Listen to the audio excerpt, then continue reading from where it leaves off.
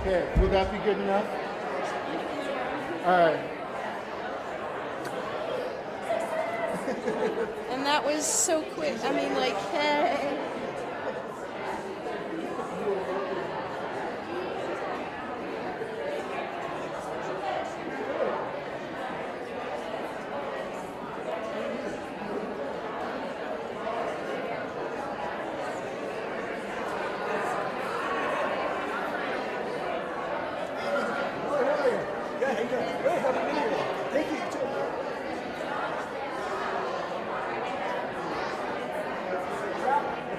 Sketch Rob while I talk. We had 40 instructors last week.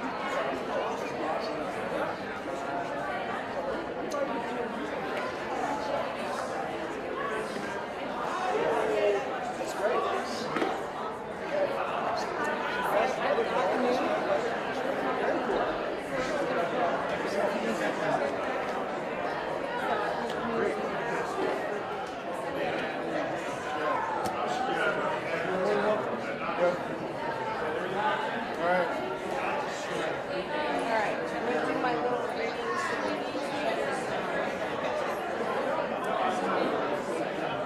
You guys want like my number or something in case you run into troubles? What's your name? Paul? Not only that, but You are welcome.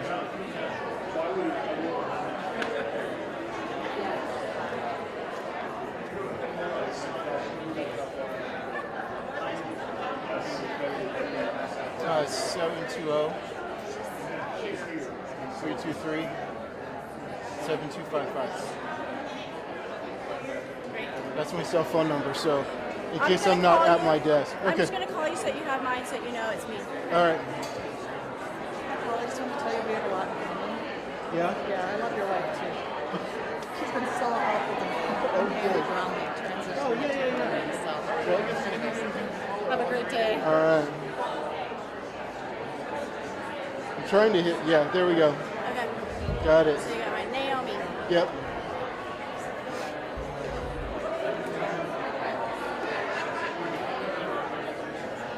Thank you so much. I'm very excited.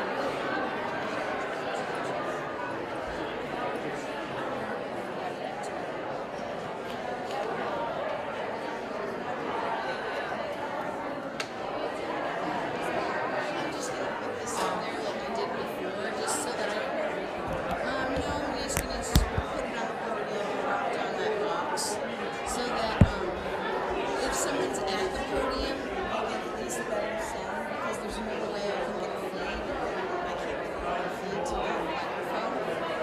So it's always like that.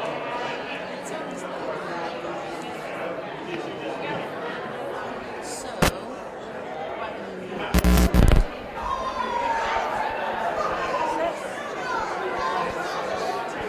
they sound like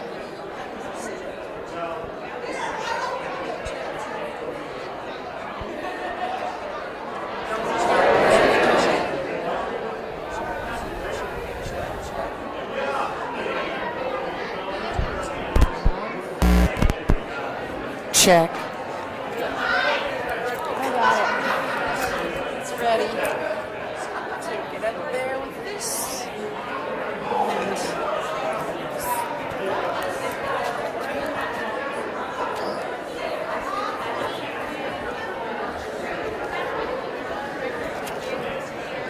So, I'm just going to clip it.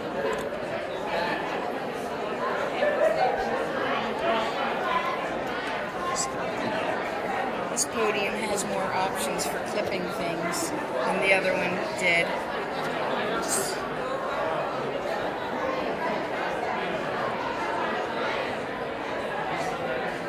Just go right here.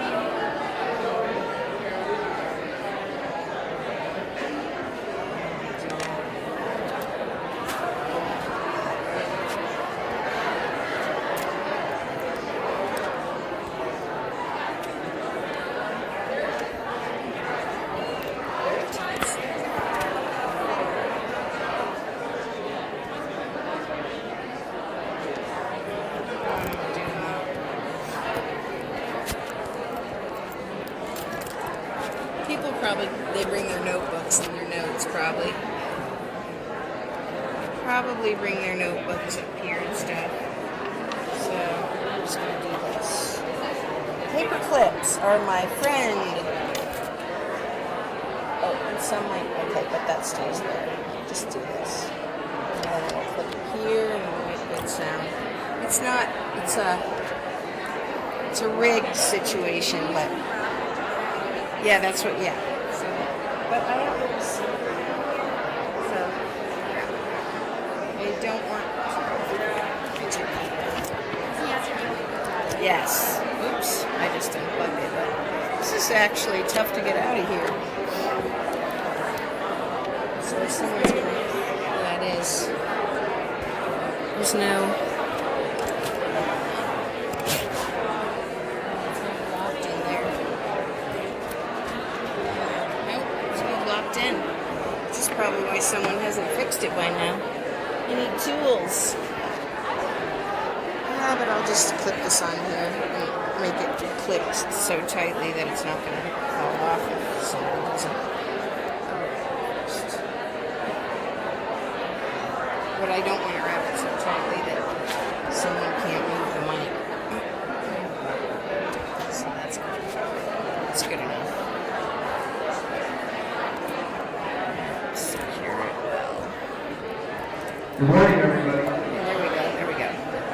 We're going to start in about Okay, that's going to no work more really than well. 5 minutes. Fine. So if you want coffee or food, please get it. That's tight. If you're an instructor, welcome. There's an instructor sign-in sheet right in the middle of the room on the table in the back. Just go ahead and sign it, that'll get you paid. I don't know how anyone's going to get that out of there even to walk around, but it was hard for me to get it out of there.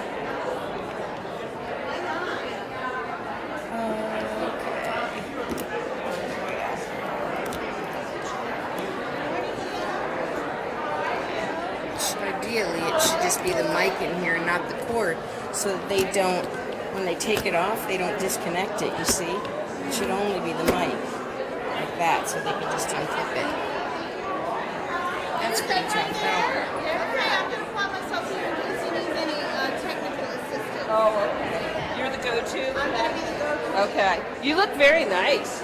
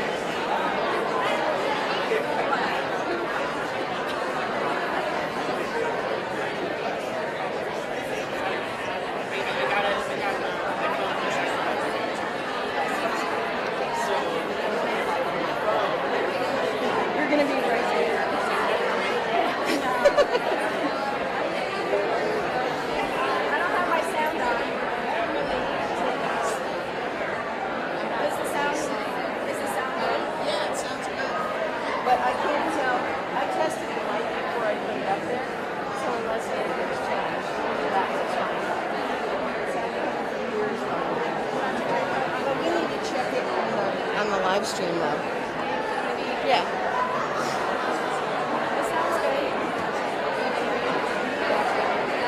All right.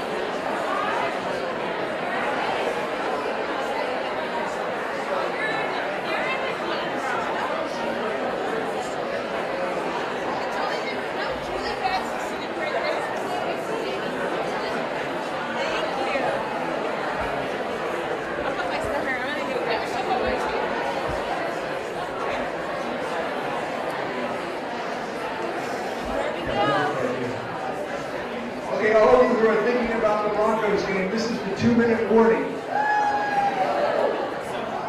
And just imagine the Broncos are up at the 2-minute warning, 34-7. How about that? Put yourself in a good mood.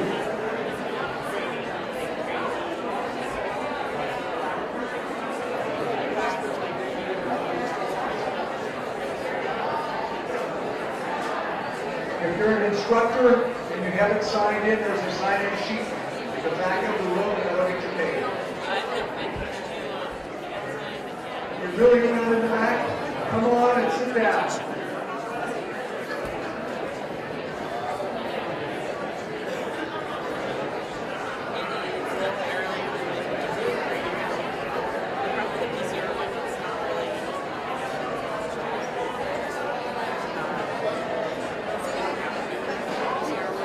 It's a little low from that. It's not outside. I can still hear it, but it's not.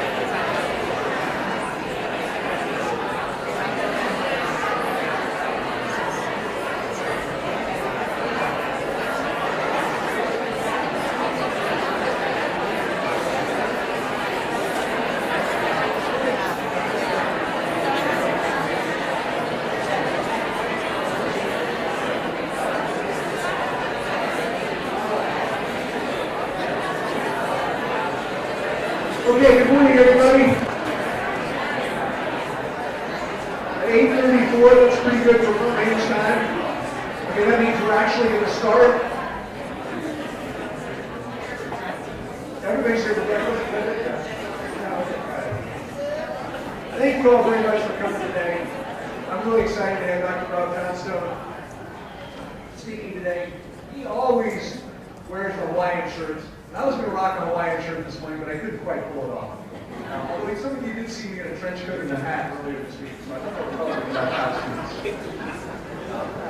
I actually was going to wear that hat again with sunglasses and come into the Blues Brothers, but that would have made me feel today. Let me give you a couple minutes of background before Rob comes on about why we're here today. Many of you know, but I don't think all of you do, because we're joined by about 30 part-time instructors who may not have heard part of this speak before, so I'm going to share with you a little bit of the background, and thank you all for being here. We started a year and a half ago looking systematically at our student success efforts.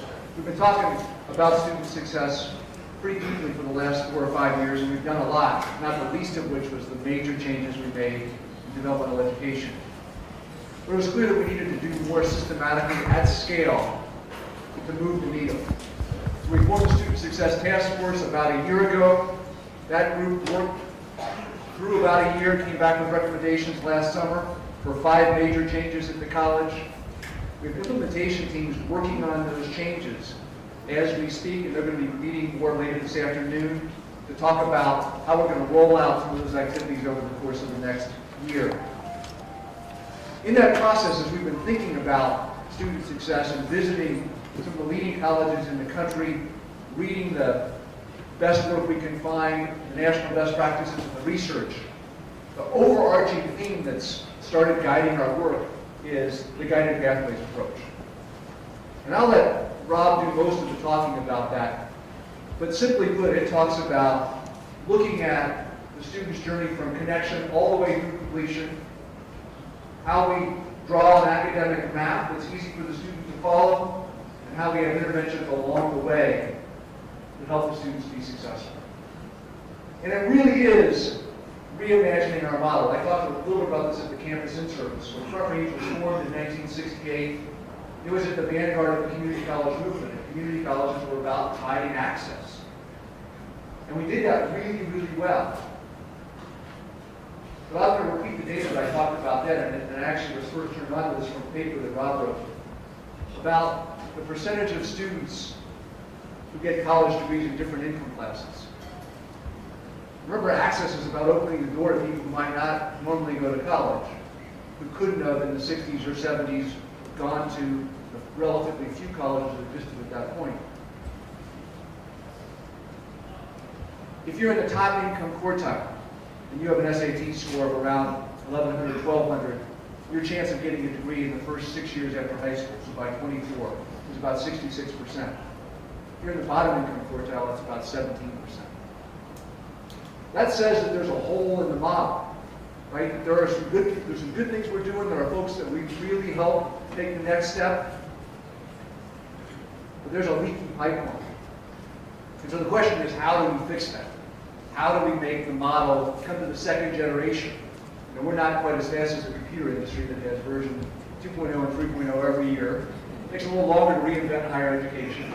But maybe this is community college 2.0. Thinking about how do we refocus a little bit differently from our access mission to an access and success mission. I don't think it's quite so black and white. We've been concerned about success all along. But this is saying, how do we incorporate that more explicitly into our vision for what we do every day? So I'm really fortunate to have Dr. Johnstone here. We first started doing this work about 2 years ago. A good friend of mine who started working with Completion by Design, the Gates-funded initiative, to try to systematically start this Guided Pathways movement, said, you've got to get Rob Johnstone to come talk to you.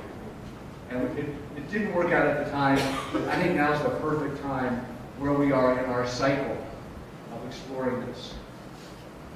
If you want to learn more about Rob, you can Google him. I'm not going to read the whole biography.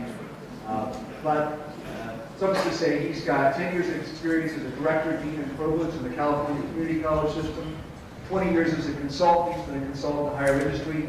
He's worked on critical projects affecting community colleges. Right now, he's working on the AACC Pathways project, which is a project that involves 30 schools. We're one of them. Looking at how we're going to integrate pathways into our model. He's involved in a project with financial aid with the Lumina Foundation. He worked on Completion by Design, Achieving the Dream. He worked on the Statways and Quantways project, which is really guiding the way that we're doing the math redesign in developmental lab. He's been involved nationally in every significant recent movement in community colleges. He's got a bachelor's in psychology from Stanford, a master's in experimental psychology from San Jose State, and a PhD in social psychology from Oregon State, right? University of Oregon. Eminently qualified to do this work and a lot of fun to listen to. So without further ado, take it away. Okay. Well, good morning. It's a Friday morning here. This is my 5th location in 5 days this week. I have flown every day this week. This is my life. And we're gonna have a fun time today. I get really excited and energetic about this stuff. As Andy said, I've spent most of the last 5 years on the road. I was talking to one of your colleagues. I spend more time on the road than at home, about 200 days a year. And what I do is I go around, I talk to colleges. I work on projects that talk to colleges. At the end of the day, we're all in this together. I love what your president just said there about we've been working on this for a while, all of us around the country. But I've never been more excited than I am this morning with you about where we sit and what we know about what we need to do to change things for our students. Those numbers that I'm going to cite, I'm not going to be a very data heavy today, but I'm going to cite some numbers. The numbers that Andy cites are really sobering. I mean, there's an even bigger number that's more sobering than that, by the way, which is if you look at those same income quartiles and go past college going rates to degree and only look at college graduation rates, so of those who do go to college. Because one of the problems in the bottom income quartile is a college going rate. But if you look at students who go to college, And then look at, by the way, the top test score students. So high test scores. Look at the highest income quartile. About 80% of those students graduate college. Go down to the lowest income quartile. The same high test scores, not relatively high within their group. Same high test scores, the graduation rate in college is 26%. I know of no other number that should cause us to take a lot of pause about what we're doing in higher education, the complexity of our students' lives, that 1 out of 4 students who comes to us highly qualified actually graduates college if they're in their lowest income quartile. That's a problem. And it's not a problem we created. We're going to talk a lot today, by the way, about the dominant paradigm of higher education in the U.S. It's not going to be that boring, I guarantee you. But the dominant paradigm of higher education in the U.S., and the historians, we can all debate this. The historian, my family historians, they debate this issue, whether it's about 600 or 700 years old. The model we use goes back to the monastic model, which some will argue started in the 13th century, others will start in the 14th century. Even if you go, and by the way, there's a huge fight from our friends in Britain, whether it was Edinburgh or Oxford, who started the higher ed model. It's like Stanford versus Cal or something. Denver versus if you actually had any rivals. You don't have rivals. I am cheering for you guys on Sunday, but I had Denver's defense all year in fantasy football, so it's a pretty good year for me. Just saying. But what I have to fun, actually, what I usually do before I get too much into this is I do about 5 minutes of stand-up comedy. That hasn't started yet, by the way, don't worry. And just to kind of loosen things up a little. So I'm on the road 200 days a year. So one of the things I started doing recently, this kind of happens, of course it happened, I started writing them down, is I see taglines and songs. I do a lot of driving. So this week I started in Vegas on Monday doing the College of Southern Nevada. And then I flew home for 18 hours, which, got to touch base and do laundry. And then I went to Boise, drove to Twin Falls, Idaho, did College of Southern Idaho on Wednesday. It's actually hard. It's just good for me to remember where I was this week. College of Southern Idaho Wednesday, finished about 2 o'clock, drove 3 hours to Salt Lake, flew to Houston, drove down to Alvin, Texas, which is in the oil fields of Houston, south of Houston. Did that yesterday, drove back to Houston, flew here, and here I am. But I see a lot of things on the road. You gotta do something to keep all this interesting, right? So I'm looking at kind of taglines. So some of my favorite taglines I'm gonna share with you. Started off with a classic. Anyone know what Jose Cuervo's tagline is? Enjoy our tequila responsibly. I submit to you, I've yet to have anyone give me a single example of one responsible thing that's ever happened after someone's had 3 tequilas. It's not normally, just to call it right out in the tagline, be responsible with your tequila. Okay, that's what most people do. Responsibility is big there. Caesars Entertainment, the folks who used to be Harris in Vegas, there's one of their taglines, only gamble what you can afford to lose. They want you to gamble exactly what you can afford to lose and absolutely lose it, but don't go over it, because that's a problem. It's like the price of race. So I'm on a lot of interstates. I was on Interstate 95 on the East Coast, driving between Halifax, North Carolina, and somewhere else. I start seeing these signs, and it says, Rocky Mount, North Carolina. Stay here on the way to there. At some point, their Chamber of Commerce just said, we give up. Right, let's just call this out. No one actually wants to come here. They're going somewhere else. Let's just call that out. And it worked. I would never look at the sign twice.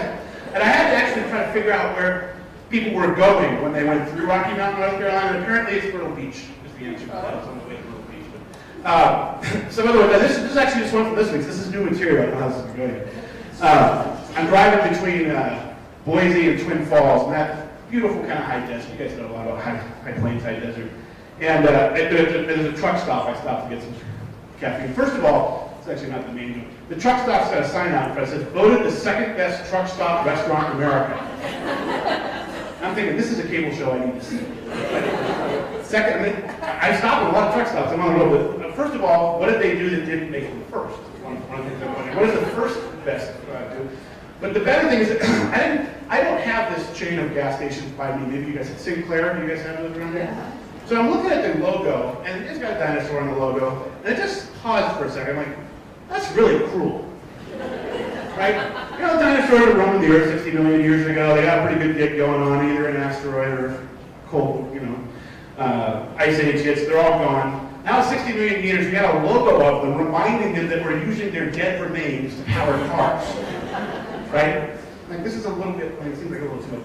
But my favorite current one, and I had to look to where this plant was because I figured with my travels I'd always at some point end up right next to it before I kind of made fun of it, is Johnsonville Sausage, whose tagline, I almost can't say this without laughing, is we don't make sausage, we make family in sausage. Whoa, boy. So I look at this and I'm like, wait a minute, I had to read it twice. Like, first of all, no one wants to know how you make sausage. Don't use the word make anywhere near the word sausage. It's a bad idea. Right? No one wants to know how you make it. But far more disturbing is we make family in sausage. Because my head, you're wondering a little bit about where my head goes in, immediately went in two directions. One of them was like little sausage families on the back of minivans. You got like a bratwurst, and like the kids are like little Smoky and then, but the other place, of course, my head went was, I don't know that we want to be telling people we're making sausage out of families, which is where my head went first. It seemed really disturbing, like a Soviet dream thing. So, the reason I do this, I got a bunch more than I was going to do. I used to tell stories about what my presentation pratfalls. And my colleagues finally started to say, dude, we can tell all your jokes, so you need new jokes. That was the sum of it. So that's all I'm doing. The reason I do this is, look, we do really serious work. I don't think it's hyperbole to say that we are the bridge to economic sustainability and a living wage for tens of thousands of students in the greater Denver area, in your world, and millions of students in this country, right? This is not a system that was designed for this purpose. Community colleges were not designed to be this bridge to economic sustainability that we have come to be. We're designed to open up access, right? And so one of the things that's happened, I've been in this community college system since 2002. I've been saying for a long time, it's like 12 years, and I realize my math has gotten a little off. My shit is like, I want to tell people you can't add right away. So in my 14 years in the system, I think there's been some really interesting things that have happened. Because when I came in 2002 to the system out of industry, and the only reason I'm in the system is because my dad played football at Foothill College in California. And when I left my last job at industry, I was looking through Monster, the 200, which was the dominant job paradigm, and I saw Director of Institutional Research, Foothill College. I'm like, I don't know what any of that means. I have no idea what institutional research is. But I've been working in industry as a consultant, helping companies use data, helping companies improvise their strategies based on data. And I just took this on a lark and found a system that is, and now you'll see today, incredibly passionate about. A system that's serving a role it wasn't designed to serve. And I will argue today that what that actually means is we need to change the system. We've got a 50-year history in this community college system of doing things roughly the same way. We've tinkered on the margins, right? And one of the questions that I will often ask, and since I'm here I can do it, think about a student who started at Front Range in fall of 2015. And now think about a student who started at Front Range in fall of 2000. What's different for today's student in their experience? In fall 15, not all of you were here, I mean, you're all very young.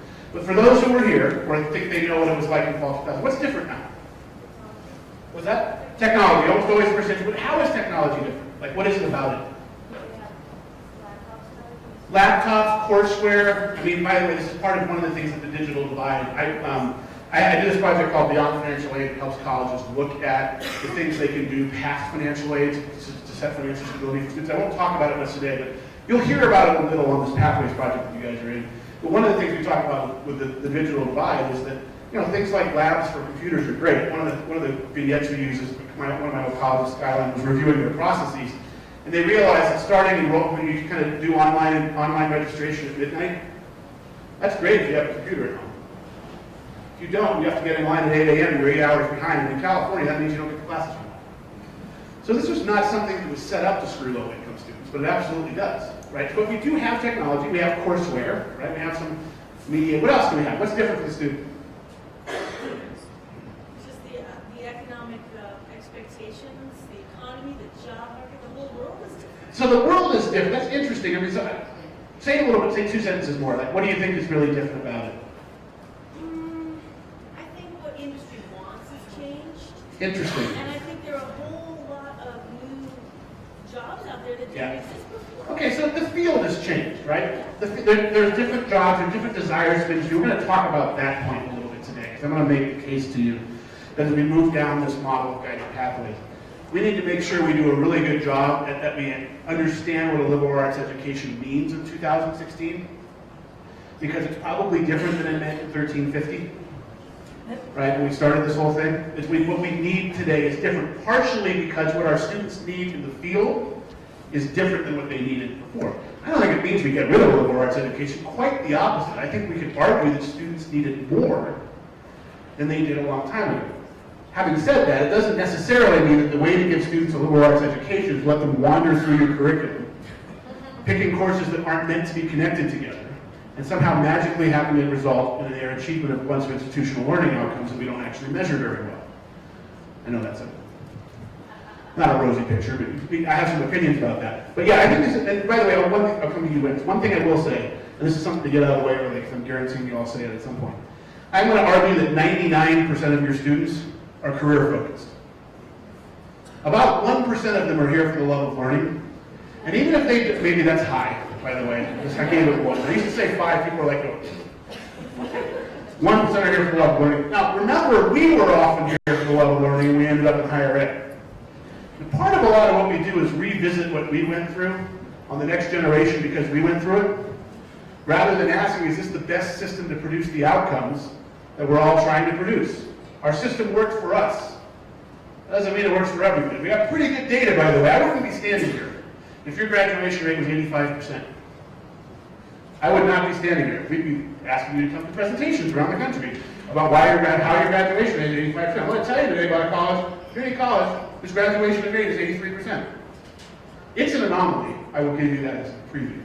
But if we all had high graduation rates, we could say the system's working great for most of our students. The national graduation rate, if you add in transfer without a degree, which there's a whole debate on how good of an outcome that actually is, because while our students do well when they transfer, not all of them graduate. Nothing's worse than getting an 8 than transferring without an 8 and being going 2 more years and getting nothing. Right? It's the worst possible economic outcome for a student. But at the end of the day, if we had 85% graduation rates, I wouldn't be here. You know what the national graduation rate is for students? By the way, I'll show you a slide in a minute. Of the 1.5 million new students who start in this country at community colleges every year, 80% of them say that they want to earn a bachelor's at some point. Maybe not tomorrow, maybe not directly, maybe they want to go into the workforce first. They don't know what the bachelor's is. 80% of them say they want to order a bachelor's. They want to own a bachelor's. 17% of them have a bachelor's after 6 years. Right? So there's a huge hole here. That if you look at kind of the new students to community college, first time in college students to community colleges, returning adults are a different population. We'll talk about them too. The average graduation plus transfer rate in most community colleges in this country hovers around 35%. We have a system that produces the outcomes we are trying to produce 35% of the time. And yet we don't change the system. And I can tell you if the industry had this going on, it would never happen. This is not to say, by the way, that all of you individually and even collectively aren't doing good work under the old system. But I think what we're saying now is what we've learned in the last 5 to 10 years from the research and from the colleges who've gone down this path. I'm going to tell you about some of these colleges today. I'm going to tell you about a college who's improved their graduation rate from 31% to nearly 60%. They haven't lessened quality, they haven't done it with that much more money. And this I'll tell you more about this college. They've moved their graduation rate by 30 points. You have to believe that's possible to engage in the work you're about to engage in. Because this is not easy work. That college, it took 10 years. 10 years to get this all together. Now, I think we can learn from those colleges. It doesn't even take 10 years. It can take 5 years to get this going. And what will happen after a year or two is you'll get down this path more than others. But at the end of the day, if the graduation rate, the front rate is 80%, you wouldn't need to change anything. And by the way, if you're okay with the graduation rate being 35%, that's fine too. The problem is most of us aren't. Well, the problem is part of the solution. But the one thing I'll say is, what's the definition of insanity? Doing the same thing over and over and expecting a different result. We've been doing the same thing over and over for, you can argue, somewhere between 5 decades and 6 centuries. And there's no reason to believe that with small tinkering on the margin things that we do, and that's basically what we've done, not to say that they weren't valuable. Every college in this country has programs that are innovative, that work really well, that serve between 30 and 70 students. And there's nothing wrong with those programs, except the fact that most colleges have 5,000 to 20,000 other students who aren't being served by those programs. The dominant paradigm needs to change. We've got special paradigms, but the dominant paradigm needs to change. Just some background for this. I mean, what has happened in the last 5 years in the field is pretty incredible. 5 years ago, Andy talked about completion by design. That was the first effort of a national pathways initiative. There was nothing before that. There was no, actually, I don't know, the state pathways initiative before completion by design. This is 2010, where we're talking about this. David Jenkins, a good friend of mine from CCRC. We'll talk about him as well and the work that CCRC has done. A good, great book that some of you guys are reading, that he's written with his colleagues, Shauna Daggers and Tom Bailey. David's been talking about this for years, talking about this idea. What he sees in the research is what the big holes are, this notion that students need more structure in the academic pathways. We need to monitor their progress. We need to get them into programs differently. And so finally, he convinces some folks at Gates to put some money behind this. And Gates puts $50 million behind this in 2010. It was at the time their largest ever investment in higher education for an institutional improvement project. And we actually basically had to bribe colleges to come along. We gave colleges somewhere between $1 million and $2 million each over 5 years. Some of them got more than that. We had 9 colleges in 3 states, North Carolina, Ohio, and Florida, working on this kind of cutting edge, kind of sweating all the sweat, feeling all the pain of designing guided pathways. And now you fast forward 5 years, and there are guided pathways projects, I work on many of them, through the Kresge Foundation, the Lumina Foundation, through Gates himself, in about 20 states. State-level pathways projects in 20 states. And then the Pathways Project, the AACC project, the National Pathways Initiative, which, Andy mentioned, you were one of 30 who were selected to be part of this project. That may sound like a lot, but there were 200 colleges who were competing for those 30 spots. What I found fascinating about this is, when we opened the door on this, we had no idea if we would have the answers, because here's what you guys signed up for, by the way. You guys didn't sign up for this. Here's what you signed up for. You get no money. Zero. No money. Not only do you get no money, you have to pay your way to come to 6 institutes, which you are required to send a team to. We're going to tell you who has to come. Now we're going to give you the professional development of this team of folks who've been working on this nationally, CCRC, myself, Public Agenda, CESI, this really great team. We're going to bring a lot of your peers from around the country. But this is a project that basically has no money attached to it. 5 years later, we opened the door up. 200 colleges immediately said we're interested. We put out, when the people who have did the application are going to know this, they're going to have the signs on their face. A really hard application that had a lot to do in a really short period of time. And we'll say just for you, I said it was too long. Just so you know. I said it was too long. Like, I also work on the Aspen Prize for Community College Excellence. Those 5 years have also been amazing because 5 years ago, no one believed that the prize would do good in this field. And what it actually has done is elevate the sector to a level that it wasn't at before. We do Aspen Prize site visits on the top 10 schools. I'll inform kind of a lot of the discussion today because I've been on the team that runs those site visits. But the Aspen Prize application is actually shorter, by the way, than the application for this project. So about 100 student colleges applied. It was highly competitive. There's some very unhappy presidents and colleges out there because they assumed they would get in. This is a highly competitive field. And you guys were selected to be part of it. But think about that transition for a second from 5 years ago, where no one knew what guided pathways really were, to 5 years from now, where everyone is placing their bet behind us. Now, this should make us a little nervous, the rapidity of this, of how quickly this has come. But we will share with you examples of where other colleges work on this. It's not a new idea. I will try to remember to tell you this. Mainly, this idea comes from the four-year space, which is fascinating. The guided pathways movement is generally associated with the kind of negative associations. You're just trying to remake us into technical high schools. Highly technical high schools. When in fact, the guided pathways movement itself started at places like Arizona State, and Florida State, and Georgia State, who have 50, 60,000 students who are wandering around their curriculum and weren't graduating either. And so actually, not all four-year schools have picked this up, by the way, but a lot of them have started down this path too.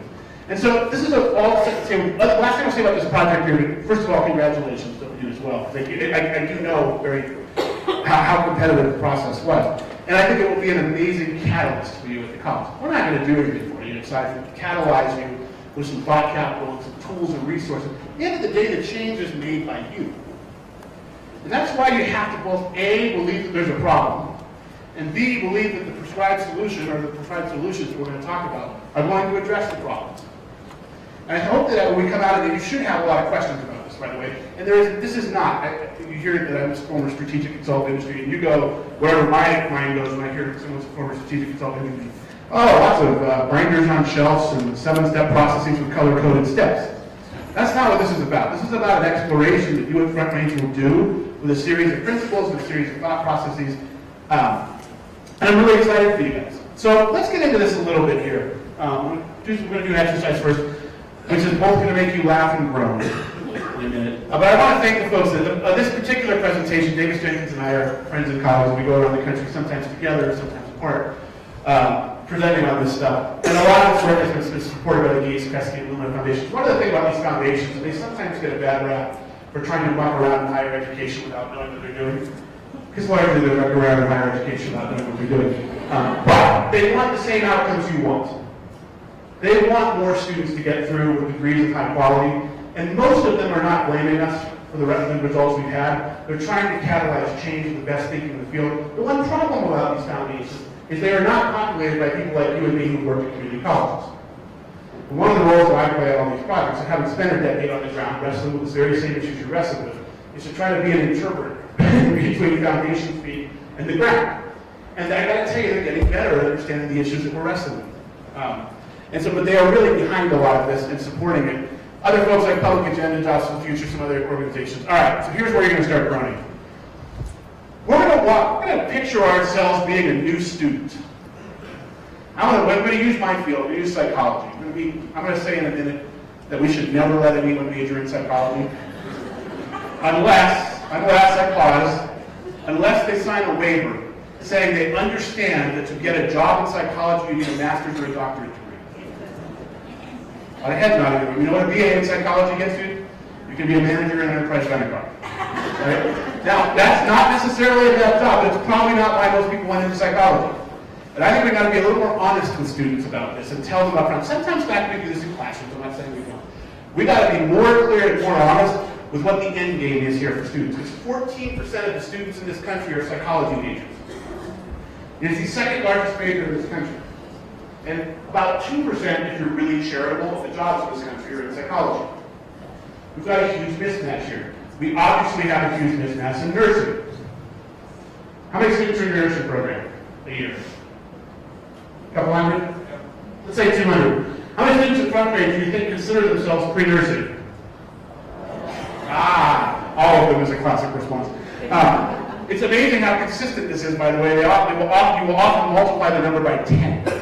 So that there are a couple thousand students who think they are pre-nursing. And I've never done the same presentation twice, but I can guarantee you one thing I will do before the end of the next 90 minutes is do my pre-nursing rant. TM, trademark. My pre-nursing rant is not about your nursing faculty or your nursing program. It's about what we collectively have not done for students who are on a path for which they have no chance of being successful.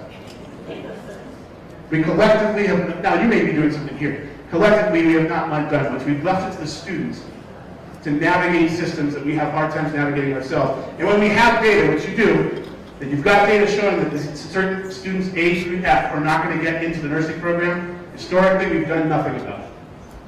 And if I'm going to tell you the single biggest moral and ethical issue you have is not low-income students, it's what we do to pre-nursing students. By the way, we need income or low income.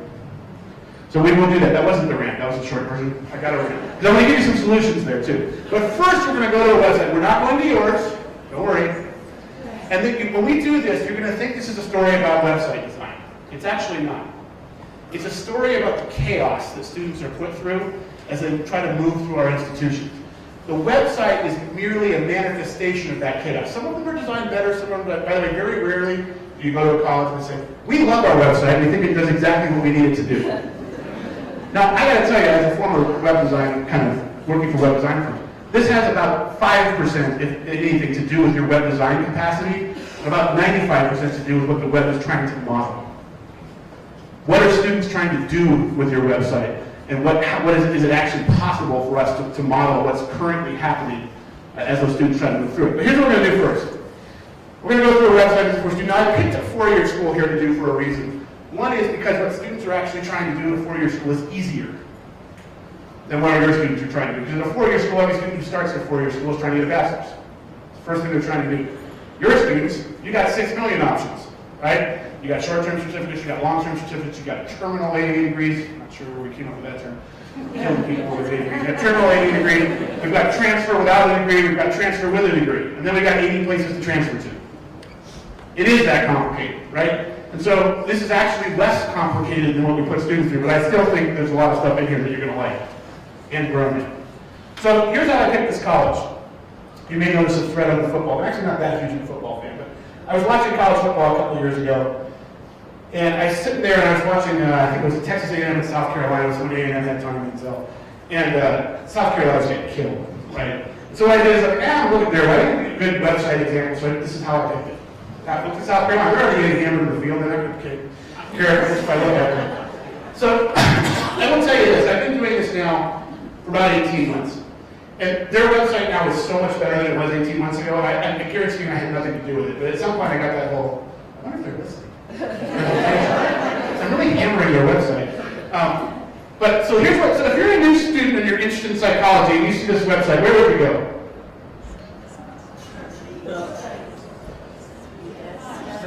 Study. That's where we're going to go to study. You know who's the youngest person in the room?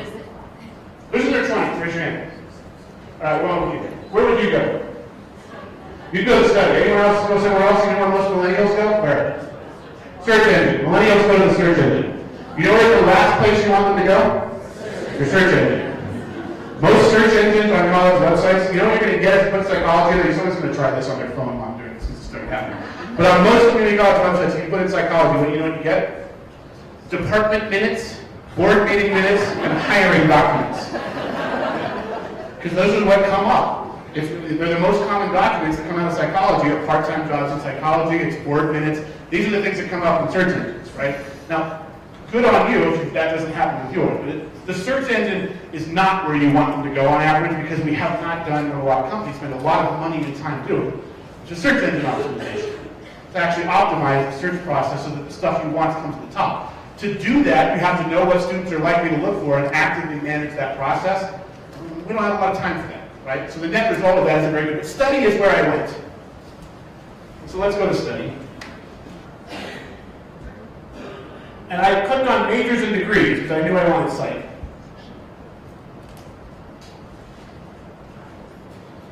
There we go. So this brings up a page that I actually think there's some good things about this page. I think the visual design is pretty good. It's listing the programs down the left side. It's telling you what they have a bachelor's, a master's, a doctorate, or another. And I think it's not bad visually. There is one problem with this page. Oh boy. They have 180 degree programs. And so if you didn't know you wanted psychology, and you look at this, what are you left with after looking at something like this? I don't know what I want. And there's like 180 things here. By the way, when you're bored sometimes, to bring it home, open up your catalog with the page that starts listing your programs, and read it straight through to the page that stops listing your programs. And see how useful that is as a choice mechanism. It's not designed for that purpose, right? What's it designed for? It's designed as a legal document. It's designed to establish catalog. That's the only reason that section of the catalog exists. It has not historically been meant to help students make a decision. But yet, it's one of the only things we give students.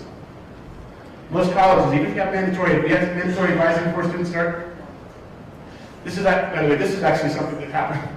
I'm going to tell you, we do policy audits with colleges, my friends at Johnstone in the future, where we ask questions like that, and then we see who's the yes, no, and maybes. And there are many questions in which you get 1/3 yes, 1/3 no, and 1/3 maybe. And I had 7 heads nodding and 4 no's over here on whether you do mandatory advising, right? So I don't know if you do or you don't. This is one of the things that this actually matters. Because your students, when they interact with you, expect to get the same answer when they ask the same question. Much the way you do when you deal with a company. But we are so diffused in our organizational structures that most of us cannot answer the 5 questions most students ask. And if we do answer, do it sometime with mystery shopping, disturbing. You're going to get a range of answers, and then even if you ask them, who would you send this student to, that you get a range of answers to as well. Now this is not anyone's fault. It's not Joe's versus Mary's fault. It's another sign of the collective chaos that we put students through, where they can't even get answers to the questions they ask, or they get different answers to the same question, right? We have issues here. But even if you have mandatory advising, that part of the catalog, or the online version of that, is one of the few tools we give students to make decisions about majors. And then we, by the way, are very fond of saying, well, these students are undecided, they just don't know what they want to do. What have we done to help them decide? What have we done to get them to think about what their interests are, how those interests match the careers, how those careers match the major? And who are my advisors in the room? All right, so who's closer to me? How long do you get the average student? First time? Yeah?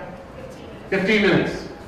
Is it possible to do everything you could possibly do to help them in those 15 minutes? Of course it isn't. ludicrous to think that it is, right? So to say we have advisors, they can just talk to an advisor. First of all, not all of them do, right? And the ones who don't are the ones most likely to need it. I did a study at Foote when I was there as provost. I waited until I was provost so I didn't have to do the study, because I went from IR to provost, which was a very strange, I describe this as a Tom Clancy novel. Like when the president and the 14 cabinet secretaries kind of all get knocked off. Now it's like the secretary of the interior who's president. That's how I became VP of instruction at Foothill. But after I did that, I asked my researcher, he's like, yeah, thanks for waiting on this dude. We had one of those swipe cards at the time, mid-2000s. Everyone who used any student services, advising, tutoring, or anything, had swipe cards so we could track kind of the data on who used what. What do you think the average GPA was of students who used a drop-in student service more than once in the semester?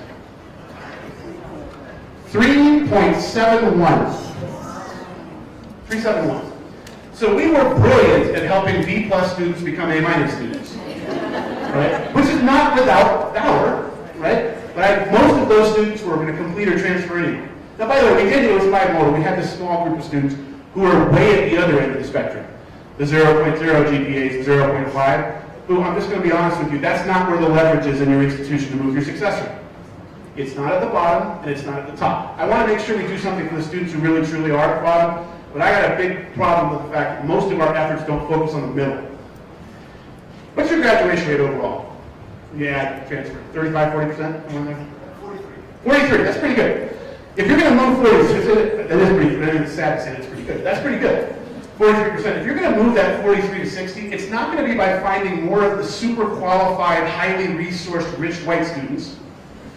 Let's call out who does really well there, right? That's the group. Or it's not going to be by taking the ones who really are struggling at the bottom end. I mean, the way I think about this is if you go to the top of any distribution of preparedness, some mythical distribution, you graduate or transfer 19 of the top 20 and 1 of the bottom 20. So that's 20 of the 43. Right now you graduate 23 of the 60 who are in the middle. That's where your leverage is.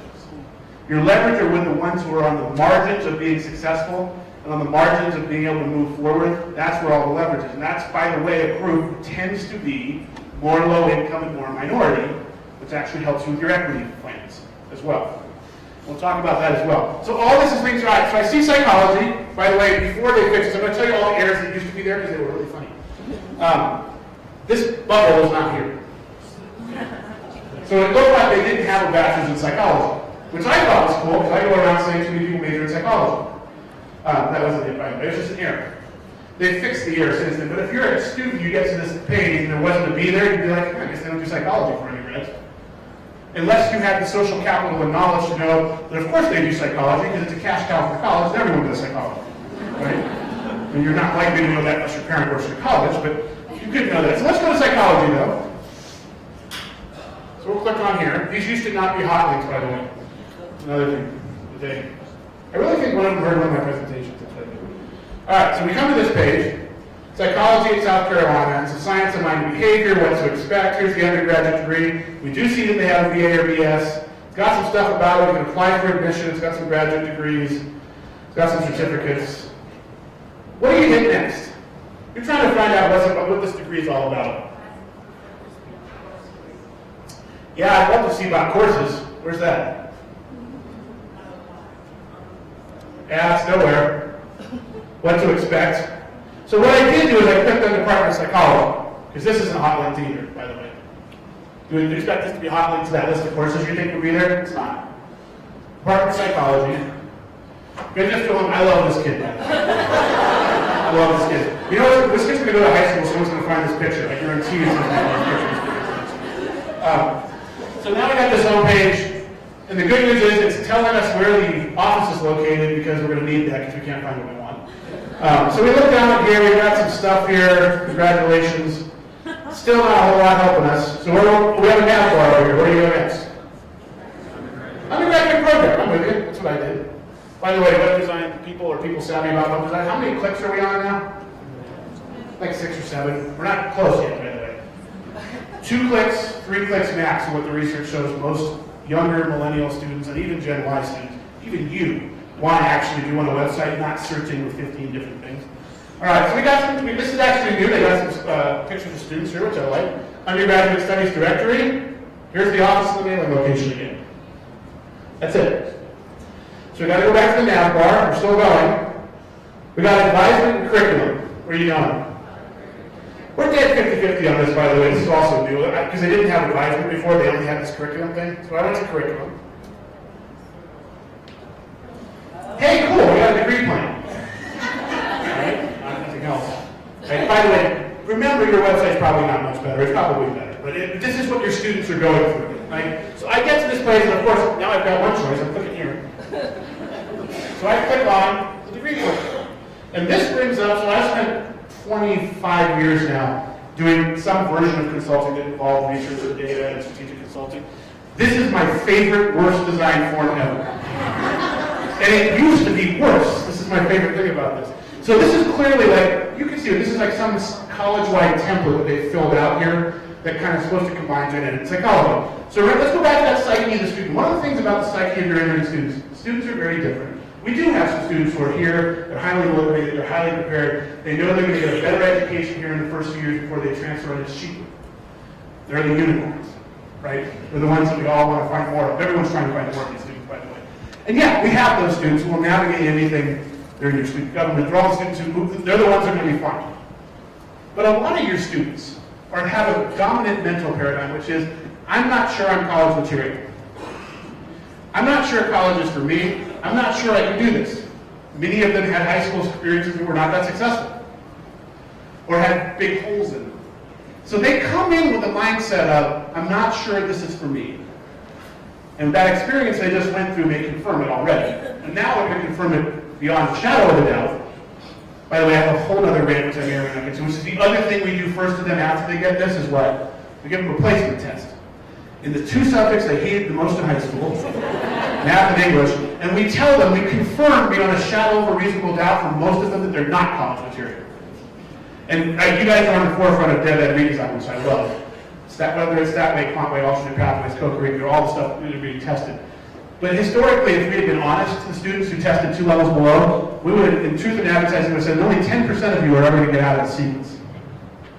It's about what it is when you go 2-3 levels below, 10 to 20%. We, of course, didn't say that, right? But to be honest, I love math and English instructors, I really do, I'm kind of a math guy. But about 3% of the students nationally are majoring in math and English. They all need math and English, but they need it for another reason. We don't often use it that way. We don't often use that way, where we think about the fact that math and English are the foundation for something else.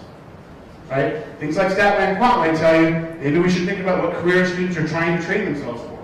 You guys know the research on this. I think the stuff from Murray Treisman and Tony Carnwell at Georgetown, where they analyze what percentage of people who have jobs, who require college degrees, use the math that's an intermediate algebra. You know what the answer to that is? It's about 15%. 85% of people who use math is more in statistics or quantitative reasoning schemes. No one's ever said this pathway stuff. I know it preaches to the choir, although I'm guessing it's still controversial. That people who are in STEM shouldn't do the math that's in the algebra sequence. Of course people going into STEM should. That's what they need as the foundation for where they're going.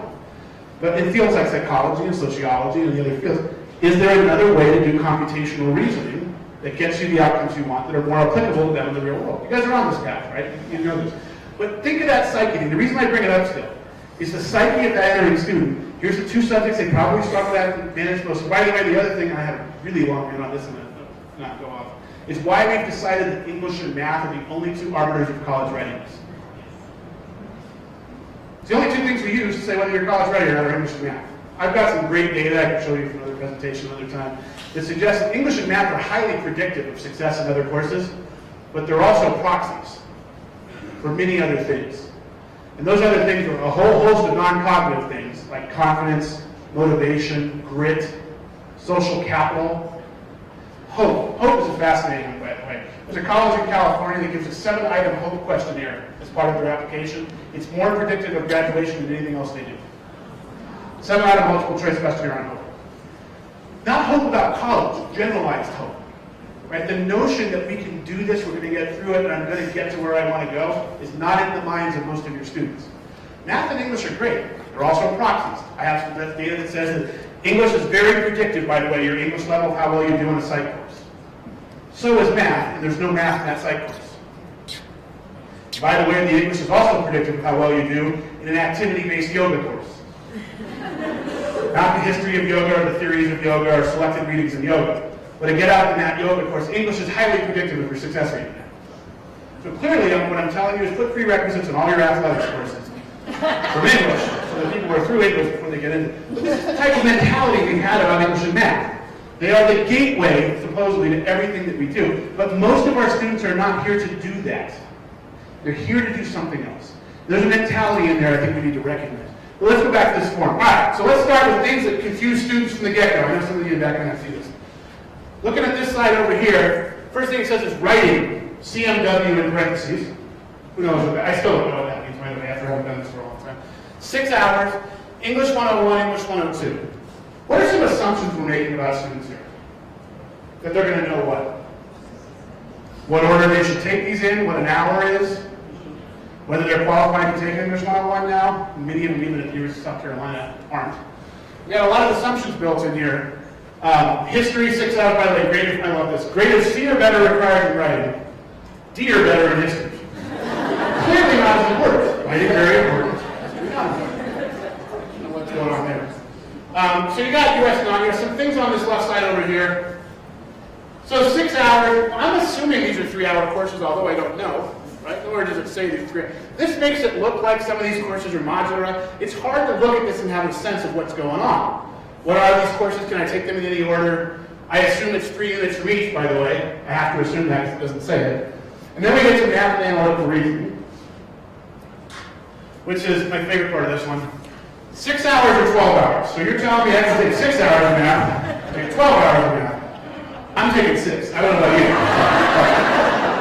I'm now a BA student. While that's funny, the other thing that's happening is nowhere did we tell the student what the difference between getting a BA and a BS was. Right? We haven't made that clear to students. If you're in psych, you know that if you get a BA, you're not getting something in cognitive psych, neuropsych, and that's analytical psych. There's a bunch of fields you're now not qualified for. Right? You're hoping advising takes care of this, but the form certainly isn't helping any of this. And so, by the way, this is one of the interesting things here about South Carolina. I didn't do this on purpose. If you are in the BA track, you can actually fulfill the math requirement without taking the math course. You can take Philosophy 110, which is actually a logic course, or you can take any computer science course to satisfy the computation requirement at the University of South Carolina. So this, by the way, there's a myth out there about alternate math pathways, which is that all 4-year schools reject them out of hand. There's a bunch of 4-year schools that have been doing this for years. I taught at Oregon in 1993. I taught Psych 301, which was like statistics for the social sciences. You were a BA student, that was your math class at college. Right? So we got somewhere along the line, we just decided that math was math, and we weren't going to do other things that produce computational outcomes. By the way, I think math's incredibly important. I don't think we should abandon math. But I don't think it's the only way of going about this. Now, here's a major R1 flagship university who said, yeah, if you're a BA student, maybe it's statistics, maybe it's a philosophy course, maybe it's a computer science course.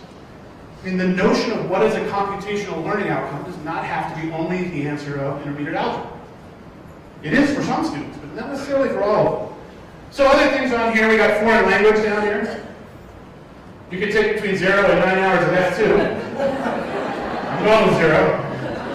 I mean, because we work in higher ed, we kind of read into this. Oh, what that means is there's some test, placement score, what doesn't talk about what that is. There's some test you can probably test out of language, right? If you don't have any language experience or you don't have the history, maybe you can only take 0, but others are going to have to take 9. But again, these are things that are really not clear. You come back over here to the right side. Lab science, now it's 8 hours. Right? Everything else has been like in 3 units blocks. Now it's 8 hours. So you and I know, because we work at a college, that probably means it's a 1-unit lab. The students know that when they look at this form? Of course not. Don't give them any information on this. And they're often left to navigate this on their own. So I used to think that when I read A, it's actually pretty good. It says bio, 4 hours must be bio 101, 110, or 243. 101 is restricted to bio majors, neuroscience, and pre-med. All others must take 110. Like, well, that's actually fairly clear. It's kind of wordy, but clear. Someone's like, yeah, dude, they're all psych students. So looking at this form, we're in psychology. Why are we confusing with things they don't need to know? Why not take the 2 extra seconds it would have taken to tailor this form to say that what you're supposed to take is Bio 110 and take 101 off the list. That wouldn't have taken much effort. We don't think about things this way. We don't think about setting things up in ways that are student-friendly. And then, by the way, this is one thing they also changed before. This used to say 4 hours to be chosen from the following, and this was blank. That's cool. And I would just sit, that was fun, because I would sit there, I put that up there, and I'd look at audiences going, there's no courses there. Yeah, there's no courses there. They actually added these back in, give some credit for that. All right, let's get to the end. There's some stuff down the bottom. Some of this stuff isn't too bad, but here on the humanities side, by the way, is where we start getting into, take one from these really long lists, right? We've done this historically because we think it gives students choice. What we know about choice, by the way, from research in behavioral economics and social psychology, and I'm biased here to social psychologists, is humans, but the other thing we tend to do, by the way, we tend to dehumanize students as if they're some other species. We say, well, if students only did this, as if we would do something differently. There's great research on humans and decision making, on what the reasonable number of things we can decide between are without being paralyzed. You know what that number is, roughly? Between 3 and 7, depending on which research study you leave. Between 3 and 7 things. My example for this in the real world for you is the Cheesecake Factory menu. Right? It's got 185 entrees on there, and you actually don't have time to read all of them by the time it takes to order. And so what happens when you look at the menu, by the way, you look at the research on what people order at Cheesecake Factory, they order the same 5 things they could have ordered at Applebee's. Because you default to what you know when you're paralyzed. It's interesting, by the way, that what they've done at Cheesecake Factory is they've now put tabs on the menu down the side. There's like 8 or 9 tabs that kind of structure your choice process. The tabs say sandwiches, pizza, entrees, appetizers, soups. So they haven't taken away the 185 choices, but they've structured how you get to most of them. I would argue there's still too many items on each page, because there's far more than 7. But what they're doing is they're trying to architect your choice. We're going to get back to this theory of architecting choice, because that's one of the hallmarks of guided pathways, is not getting rid of choice, but giving students an informed base with which to make choices that we are structuring for them, given what we know. We're going to come back to that. So we keep going here. And I kind of skip some of this stuff. All right, social science, not too bad over there. Again, it's more of the kind of confusing, lots of classes. The psych major stuff, not too bad. Let's focus on this side over here. All right. I've now done this maybe 30 times. So let's say the average room was 150, 100. Let's just say it's 100. So I've done this with 3,000 higher ed employees. And I've asked the following question. Have any of you ever heard the term overlay? Anybody? So we haven't added to the 4 nationally now out of 3,000 people who said they'd heard the term overlay before. And by the way, 3 of them were wrong. They had heard it, but it's not what it's doing here. So what this is, what it says here is, and by the way, reading the description is not going to help you much. 2 of 3 overlay courses can fulfill general core requirements. 1 must stand alone. Overlay courses can not also count for major and minor cognitive credit, which we'll come back to also. And then it lists pervasive communication, information literacy, values, ethics, and social responsibility. So as you've now all been in higher ed for some period of time, what do you think they're actually doing here? Say that again, someone said it over here. Double counting what? They're allowing one course to meet 2 categories of requirements. 1 category, and so that is actually, by the way, what it is. They're allowing 1 course to meet 2 categories of requirements. Although it's not clear what those categories of requirements are here, what it actually is you can have a course that's counting for your major, or counting for gen ed, count for these mystery categories we haven't told you about, which are actually their institutional learning outcomes they want to make sure everyone has a course for. They haven't told anyone this anywhere. By the way, this is not like the 1040 tax form where there's a 600-page instruction booklet walking you through each step. That doesn't exist here. That's probably not a great example either. But we have things on. Students are completely lost. They're still here at this point, which I guarantee you most of the new students aren't. They're completely and totally confused. And their psyche has not gotten any better about whether they're college ready or not. And then we get to minor or cognitive. By the way, has anyone heard of the term cognitive? This I've seen now like 10 hands on this one. And again, I'm not sure this helps you anyway. It says cognitive 12 hours, only upper level coursework, CCAS handbook for what constitutes upper level in each subject. I love that they actually refer to a handbook about what's upper level, but not telling you what a cognitive is. Apparently what it is, by the way, it's like an emphasis within your major. So if you were going to get a bachelor's in psych, developmental would be your cognitive or social. Makes sense. The emphasis would be an easier word that most people might know here. Why we use copy. Language is pretty important. And then the final thing here is, final two things, general electives. These courses help complete, grammar not good, these courses help complete the 120-hour minimum for graduation. The number will vary. All right, well, I'll complete. So you and I know what this is, right? There's 120 units to graduate. Some programs have more units than others, so you're going to need either more or fewer electives. All hidden, right? I mean, this form is not getting students ready for anything. And then this last, I started laughing before I get this. Inapplicable hours. Includes courses that an acceptable grade was not achieved, i.e. a D or F in major and minor courses.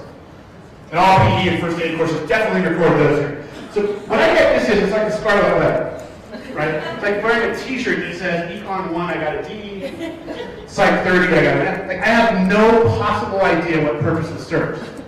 The college already knows this in their database. What possible reason is there to list it on a form that students are going to fill out? It really is, I cannot fathom the reason why this is on this form. So the question you got to ask yourself is, what is the net result of all this? You're a new student. Let's say you're not a student who had a 3.7 in high school. What are you left with after all this? What's the feeling you're left with? I hope that's the feeling you're left with. I'm going to go work at McDonald's. I'm going to go work at McDonald's or Kinko's, at least I know what I'm doing. I mean, I've got to tell you, I think there's a lot of that going on here. And remember, a lot of your students, and this is something that comes up, I have a lot of rants, as you can tell. On another rant I have, when we say, yeah, our students are all part-time, we can't do some of this stuff because they're not full-time. Sometimes you got to ask yourself the question, why are they part-time? That's actually a really interesting question to explore, why your students are more part-time than full-time. Yeah, responsibilities, family responsibilities, financial reasons are absolutely one of them. And I think there's a lot more we can do there to tie students. This is that whole Beyond Financial Aid guidebook I'm talking about. We released back in June. It's free. It's on my website. It's on the Illumina website. It's got a self-assessment instrument you can use to actually take a look at how you serve your lowest income students and what you can do differently. Part of it's about financial stability, but you know what the other part of it's about? Is they're dipping their toes in the water with you. They're trying you out to see what they're going to get. And the experiences they have like this start reinforcing that maybe I shouldn't put myself into this fully, emotionally, intellectually, cognitively, or socially, because I don't know what I'm getting from college. Really interesting. By the way, I'm going to have one other undergirding for, actually I'll do this in a second. We get to this. Again, this institution was selected at random. I can't believe I got lucky enough to pick this one at random. It really was random. If you think it's different at your college and your system, try doing things students would want you to do on your website. And again, this is not about website design. That form has nothing to do with website design. It actually has nothing to do with form design. It has to do with what I call information architecture, right? The folks in the computer science group. The idea that what is the use case for what your students are trying to do with you, and how do you set up your structures and information to give them what they need at the time they need it. This is something we are incredibly bad at. Right? Even colleges, by the way, that do mandatory advising before students start, are trying to solve every problem that could ever happen to a student before they start. Right? If we don't do monitoring after they start, we're missing the chance. We're putting it all on them to do the hard parts of this. I mean, actually, the start is actually some of the easier stuff. What happens when you get into it, you don't pass this class, you change your mind, all of that stuff that happens, you get off path. Those are the times students may need you more, not less. And again, if they raise their hands, they'll get the help. Students who raise their hands usually tend to have higher GPAs, higher amounts of social capital. The ones on the margins don't. And so there's a couple solutions to this we're going to talk about. And all right, so I've gone through 4 slides in an hour. It's about right for me. I have 100 slides in this presentation. We guys do this with me. It's not the game person here. By the way, I have a typo on the slide. It's been in there since I first did this because I thought it was only fair after I made fun of this website that I left the typo on my own slide because we're all fallible. One of the example hundreds, and I talked about this being simplification earlier. So now let's get into the guided calculator. So aside from kind of the onboarding experience of students being a lot about math and English, the other thing is that one of the other things we give them when they start, we did this a little on the form, are things that look like this. Don't know what you want to do? Here's our gen ed. Oh, just take some gen eds. Take some gen eds and we'll figure this out later. Right? You don't know what you want to do yet. We don't want to get you too far down the path. Just take some gen ed courses. That sounds like a good idea. And I'll say something I said earlier. If that idea was working, you'd have higher than a 43% graduation rate. If it was working, the idea of letting students go off and take some courses to explore resulted in their finding themselves and getting where they wanted to go, then we would have higher graduation rates. We don't. 43 is actually over the average, actually. The funny thing about the other thing about this, by the way, is what happens when you actually talk to students about what they want. There's just one of the many myths we have in higher education is that students like wandering. Students like wandering pretty quick. They like exploring. They like taking lots of classes. There was, by the way, any group of anybody into our subsegments, there is absolutely a segment of your students who does like that. They like the freedom to take whatever they want, kind of whenever they want, without any kind of strong guidance. And I will submit to you that most of those students are not poor, and most of those students have the resources to do the wandering. And then the other thing I'll say about those students is a lot of them tend to be us. The ones who wandered around and found themselves end up in higher education, and we want to be very careful we don't take away the possibility that students wander around and find themselves, because it's what we did. It's not why most of your students are here when you talk to them. Now, by the way, we're not going to get rid of all wandering when we go down this path. What we're going to do is provide some structure and guidance to what the default should be for students. A lot of this is about changing the default. The default right now for your students is swirling around and not making progress. That's the default. What we're trying to do is make sure the default, at least, is making progress towards something. We're going to talk about how you do that. A lot of that has to do with the notion of these structured pathways, how we advise students, how we get them into the college, how we get them into these programs. We're going to talk a lot about the ways to do this, but what we're really trying to do is change the default. And the other thing we're trying to change is the focus being on courses to the focus being on programs. This may be the single, as for you as educators, this may be the single biggest shift we have to make. Is that our system for decades, if not centuries, has been set up where the unit of measure is the course. We have students sign up for courses. We hire faculty to teach courses. They're given grades in courses. This is the unit of measure. We get paid by how many butts are in a seat on the third Monday of every course, or whatever it is in Denver. In Colorado, it's fourth Tuesday, third Monday, fifth Friday, whatever census day is. By the way, I'm not a proponent of performance-based funding models. I will say that and save you that rant. I think it's an interesting idea in theory. In practice, it's really hard to implement. But I understand why performance-based funding people think it's a good idea, because we've been funded by how many people there are in seats third Monday. What do we all have? We have enrollment management committees. It's the one number everyone knows on the campus. Is your enrollment. Because your enrollment is your money. So I get the theory. In practice, I don't think it works that way. But we've all been all about courses. One of the most misleading variables that you can look at on a community college campus is course success rate. Course success rate is an incredibly misleading variable. Because you can show me a transcript of someone who's passed 75% of their courses and been here for 4 semesters, and they may actually be like 1/10 of the way towards their degree. Course success rate is incredibly misleading. I mean, obviously the other example is within long developmental education sequences. Let's say you got a 4-course sequence that ends in the transfer course. The success rate is 70% in the course, and it's a 90% retention rate between each course, which, by the way, if you had that, it would also be miraculous. Start multiplying it out. 0.7 times 0.9 times 0.7 times 0.9. You do all that out, you get about 15%, if you're lucky, of students that will ever get to the sequence just by the numbers, and guess how many get through? 7 to 10%, right? Because you actually don't have 70% success rates. Course success rate is entirely distinct, but all of our models and structures are built around the course. One of the most fundamental shifts here is to try to change this to focusing on programs. Let me actually give you 2 examples of this before we get into this much farther. Let's talk about 2 examples. One of them is an Aspen Prize finalist that I like to call the Susan Lucci of the Aspen Prize. Because they've come in second 3 times. They are Lake Area Technical Institute in Watertown, South Dakota. Talk about the Aspen Prize shining the light on some places that no one's ever heard of. And elevating the sector. The prize, by the way, is not about naming a winner.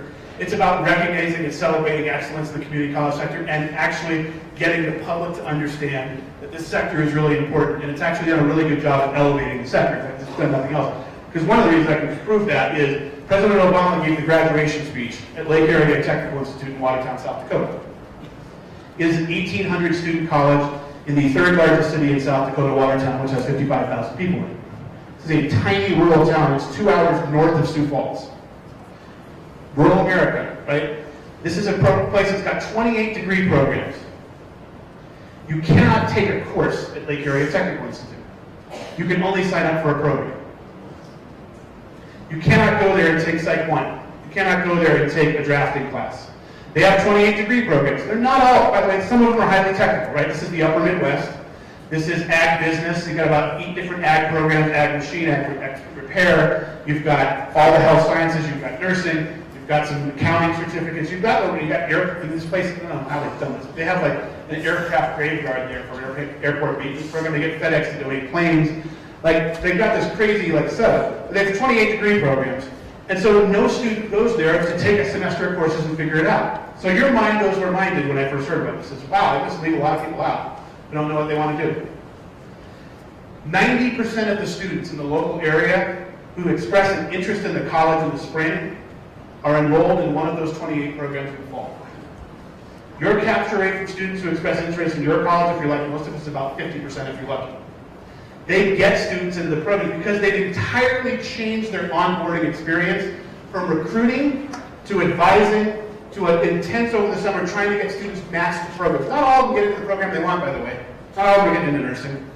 But they're getting into one of those 28 programs, and this is the college that has an 83% graduation rate.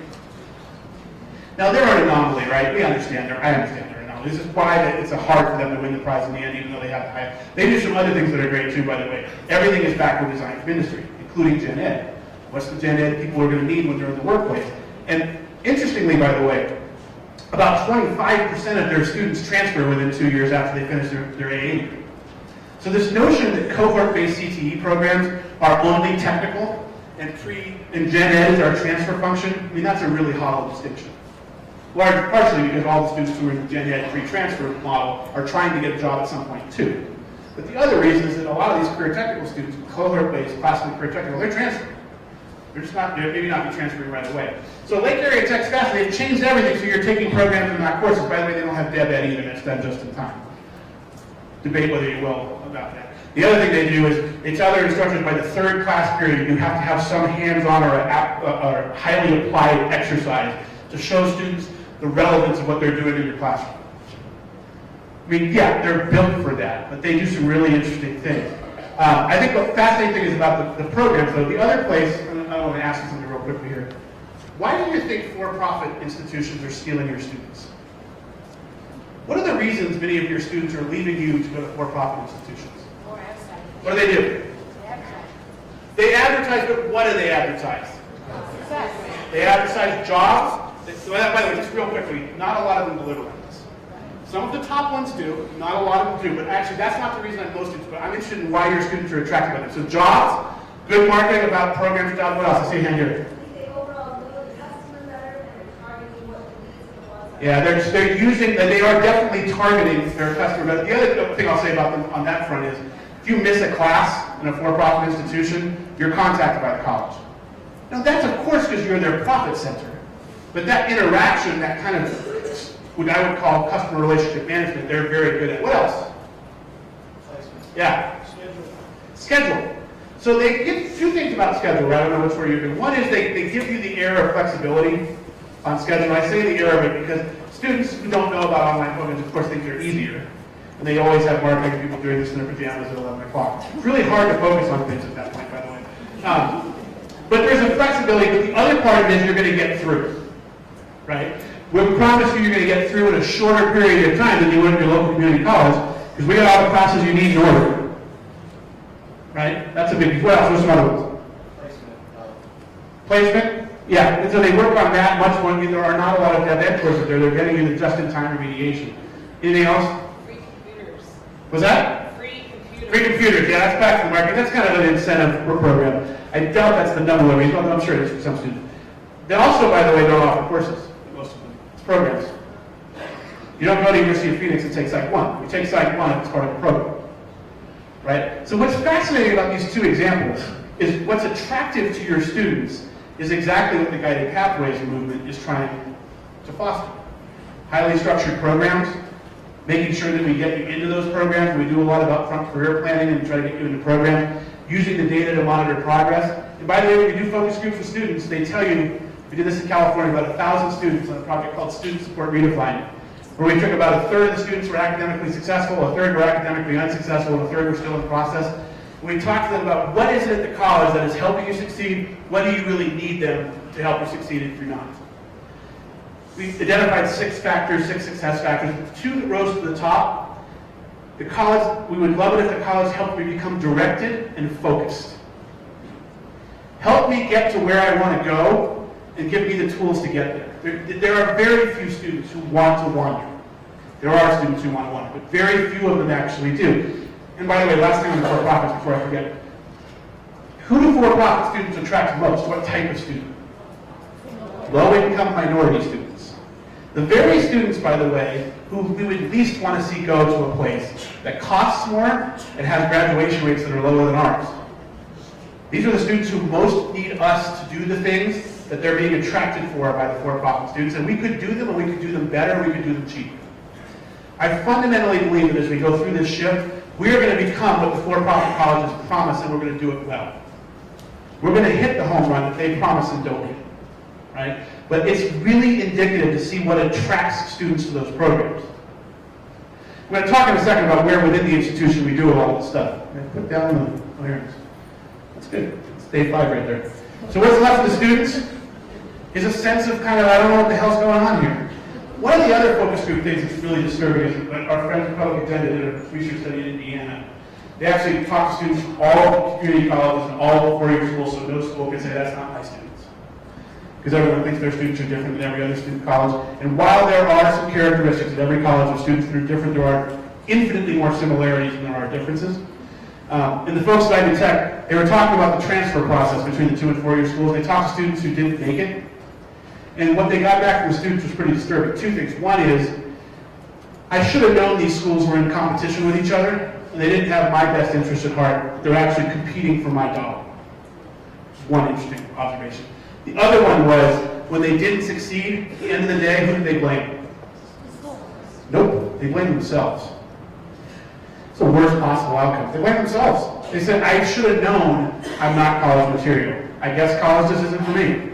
Look at some of the SESI videos on this, the folks down in Texas on student engagement, on successful students. It's pretty sobering. When students don't make it, they internalize it. We have this huge opportunity in front of us to help them make a transition to getting a degree, getting a certificate, getting what they need to be a member of a career in the workforce. And many of those students, when they're done with us, feel like they are the problem. I'm not saying we're the problem. What I'm saying is it's possible that we could do things differently, that more of them got to their goals. Okay? Here's the CCRC data I mentioned. That if you start with 1.5 million students, 80% want a bachelor's. Only 25% transfer in 5 years. Only a third of those are in a board, which is a problem, right? Because even though we know our students tend to do better than native freshmen after they are juniors at 4-year schools, it's not by much. And as one of my friends said, well, if it's 42 versus 40, neither one of you are winning, right? I mean, you're better, but you're not really winning. But we see that if students transfer and don't get a degree, I mean, they run up the most units. Now it's almost like a for-profit company. They run up a lot of units, a lot of debt. They don't have anything to show for it in the workplace. 17% earn a BA after transfer. All right, so what's the model? Let's get it. We got about 40 minutes left. I mean, I'm going to go straight through, get up with you guys, and use the restroom. There's so much to cover here. I'm on slide 9. There's like 80 more. I don't think you made sense. I'm not going to get there. I never do. What's the cafeteria college? I usually call this the traditional college. CCRC calls it cafeteria college. The paths to student end goals are unclear. You want to prove this to yourself? Do one of 2 things. Take a bunch of students, like take 10 students out of a psych class at about 11:50 on a Wednesday. So they just finished their 11 to 11:50 psych 1 class. They've been here for 3 semesters. Ask those 10 students, hey, how far along are you towards your program, completing your program, and what classes do you need to take still? Any of you think that more than 2 of them would know the answer to that question? I think that number somewhere between 1 and 2, or 0 and 2. Most of them have no idea where they are, and most of them have no idea what they need to take. And by the way, if you looked at their transcript, you wouldn't either. This is the other sobering thing to do, is pull some transcripts of people who've been here for 3 or 4 semesters, strip it of major, although you really don't need to, because the major that's in your system is highly irrelevant to most of what students are actually trying to do. There's a college in Ohio, one of our CBD colleges, Lorraine, outside Cleveland. They looked at their graduates in spring 2014, all of their graduates of their AA degree, and they then looked at what their major, what code was in the system, and 60% of them graduated in something that was different than their major code. And it's not something that's informed, right? So the paths to student end goals are unclear. So they don't know what they're trying to do. We don't know what they're trying to do. You guys have degree audit? I find degree audit fascinating. So what degree audit says is, no human being can look at a transcript and actually figure out where a student is and what they're trying to do and what they have left to do. We need a computer algorithm because it's so complicated that no human can do it. That's kind of what degree audit is, right? I mean, advisors, they are slightly closer to this, right? Advisors are often asked to help figure out transfer pathways. But it's not like advisors have the billions of combinations of courses memorized in their head. Oh, well, you've done those 5. Clearly what you need are these 2, right? It is that complicated right now. It doesn't have to be that way. By the way, I would point out there is a side of your institution where it's not that way, and that's cohort-based CTE programs. Hold that thought. We'll come back to that in a second. Limited upfront career and academic exploration. Right, who's career services? My career services people. They are now providing career services, which is good. I talked to my career services person at my old college when I was provost, and she was a friend of mine. I said, Bernie, how many students did you see last year? So in our highest year ever, we saw 950 students. Now I knew her, so I could mess with her a little. How many students in the college, Bernie? 15,000. I know, dude, I get it. She saw about 1 out of 15 students, which is already a problem, 6-7%. Then I asked her, when in their educational trajectory do you usually see them? The answer to that is, last semester. So what is far too late to make the changes we need to talk about jobs and career. I mean, by the way, there's nothing wrong with doing employment placement stuff. Right? That's a service of career services. But man, maybe we should be doing a little more of that up front. To get people to think about the relationship between what they're thinking about doing in the world and what programs might help them get there. I mean, again, not a one-to-one relationship. We know people are going to change their minds and change jobs. But to get them to think about what the career options are. It doesn't have to be this way. I'll tell you about Santa Barbara City College and what they do on this in a minute. An intake process that diverts students. We talked about this. Most of what our intake process is about, historically, has been what math and English should you take and go take some gen eds. It's not about trying to get them into a program of study. Advisors try to do that in the limited time they have, but 2 things are a problem. They don't have enough time. And 2, our programs of study are completely unclear. You're placing them into a chaotic world. Students' progress isn't monitored. It's one of my personal favorites as an old data guy in industry. What are the only 2 times you communicate to your students about their progress towards a degree? Graduation, you say, hey, you're eligible. By the way, we used to make charges for that. I love that. You're eligible for graduation, and we're going to charge you $50 if you want to graduate. I said to my college, can we do the math on this? How much are we really making them pay to graduate? Well, there's 400, it's like 50, so we make $20,000 on this a year by making them pay to graduate. Like, what's our budget? It's $100 million, right? Do we really need to make students pay? The ones that actually ran our gauntlet, like they've got the bruises, they've got all the blood dripping off them, they actually finally made it. Hey, by the way, here's $50 if you want to actually get through this. But yeah, we tell them when they're ready to graduate. What's the other time we tell them something about their progress? When they're not doing well. When we're going to put them on suspension or probation. So the 2 times we communicate to students are when they're done or when they're done. Right? We do nothing in the middle. And you may say we give them grades. I've done my mini rants on grades. Grades don't tell them anything about the progress towards the degree. It tells them how they did in the course. And this is a shift, but it doesn't have to be this way, by the way. I mean, last fall, you guys quarter semester. Semester. I should know that because it's January 15th, not back in. You guys have semester. I guarantee you that you had 1,000 or more students last fall who crossed the 75% threshold toward being done with their program. That's a pretty big achievement. There's nothing stopping you right now from communicating with those students and telling them that, congratulating them, celebrating their progress, and saying, here's what you have left to do. If you run into any trouble in this last mile, come talk to us. That's using your data to monitor progress. You also get to catch people who, my friends at Florida State, this is the worst named product in the history of time, by the way. They call it their good and bad list. They don't call it that to students, by the way. But what the good and bad list is at Florida State is if your GPA goes up by more than 0.3 in a semester or goes down by more than 0.3, they contact you. If it goes up by 0.3, they say, hey, congratulations, you had a great semester. We see you're getting closer. Here's what's next for you. Celebrating progress, right? For the ones who went down by 0.3, this is their targeting mechanism. Hey, we see you had a tough semester. It's okay. We can make this happen. Come talk to us about getting back on path. powerful messages to students, right? We have this data already. Other examples, by the way, Walla Walla in Washington up the road there. I just like saying that. One of the co-winners of the Aspen Prize, if you're in your last semester there, they know who you are. They have completion coaches dedicated to making sure you make it the final mile. If you run into financial trouble in your final semester, you can get a grant of up to $1,000, no questions asked. If you have car trouble, you have housing trouble, it's how they use their foundation dollars. By the way, if you're a poor student, a $400 car bill is no different than a $4,000 car bill in many ways. It's the same deal. You can't afford $400, $1,000, you can't afford $400, it's the same thing. To the college, though, these are the ones who are at the final step. Maybe $400 given to them to help them get to campus is actually going to do something for them. By the way, does Walla Walla know some students misuse that system? Of course they do. Well, on average, 90% of the people they give those grants to graduate.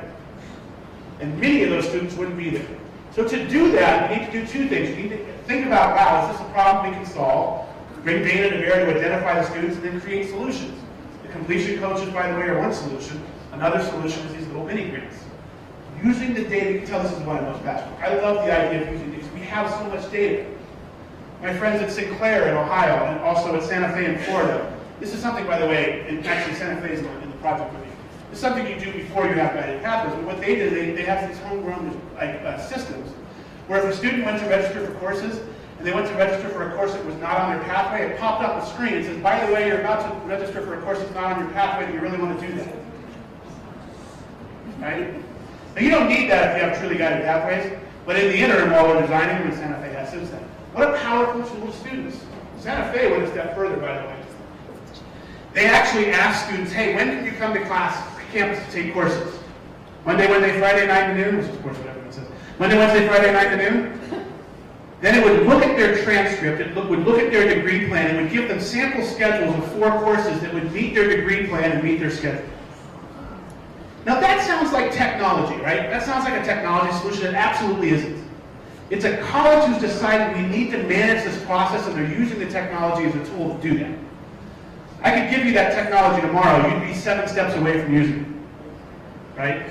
You'd have to get to the point where you knew what they were trying to do, you knew what they were going to do at various points. What happens when they fall off path? Hey, if they miss this course on their pathway, does that stop them from moving forward, or do they take something else while they're getting? All of those things are stuff you got to work out before you get to that point.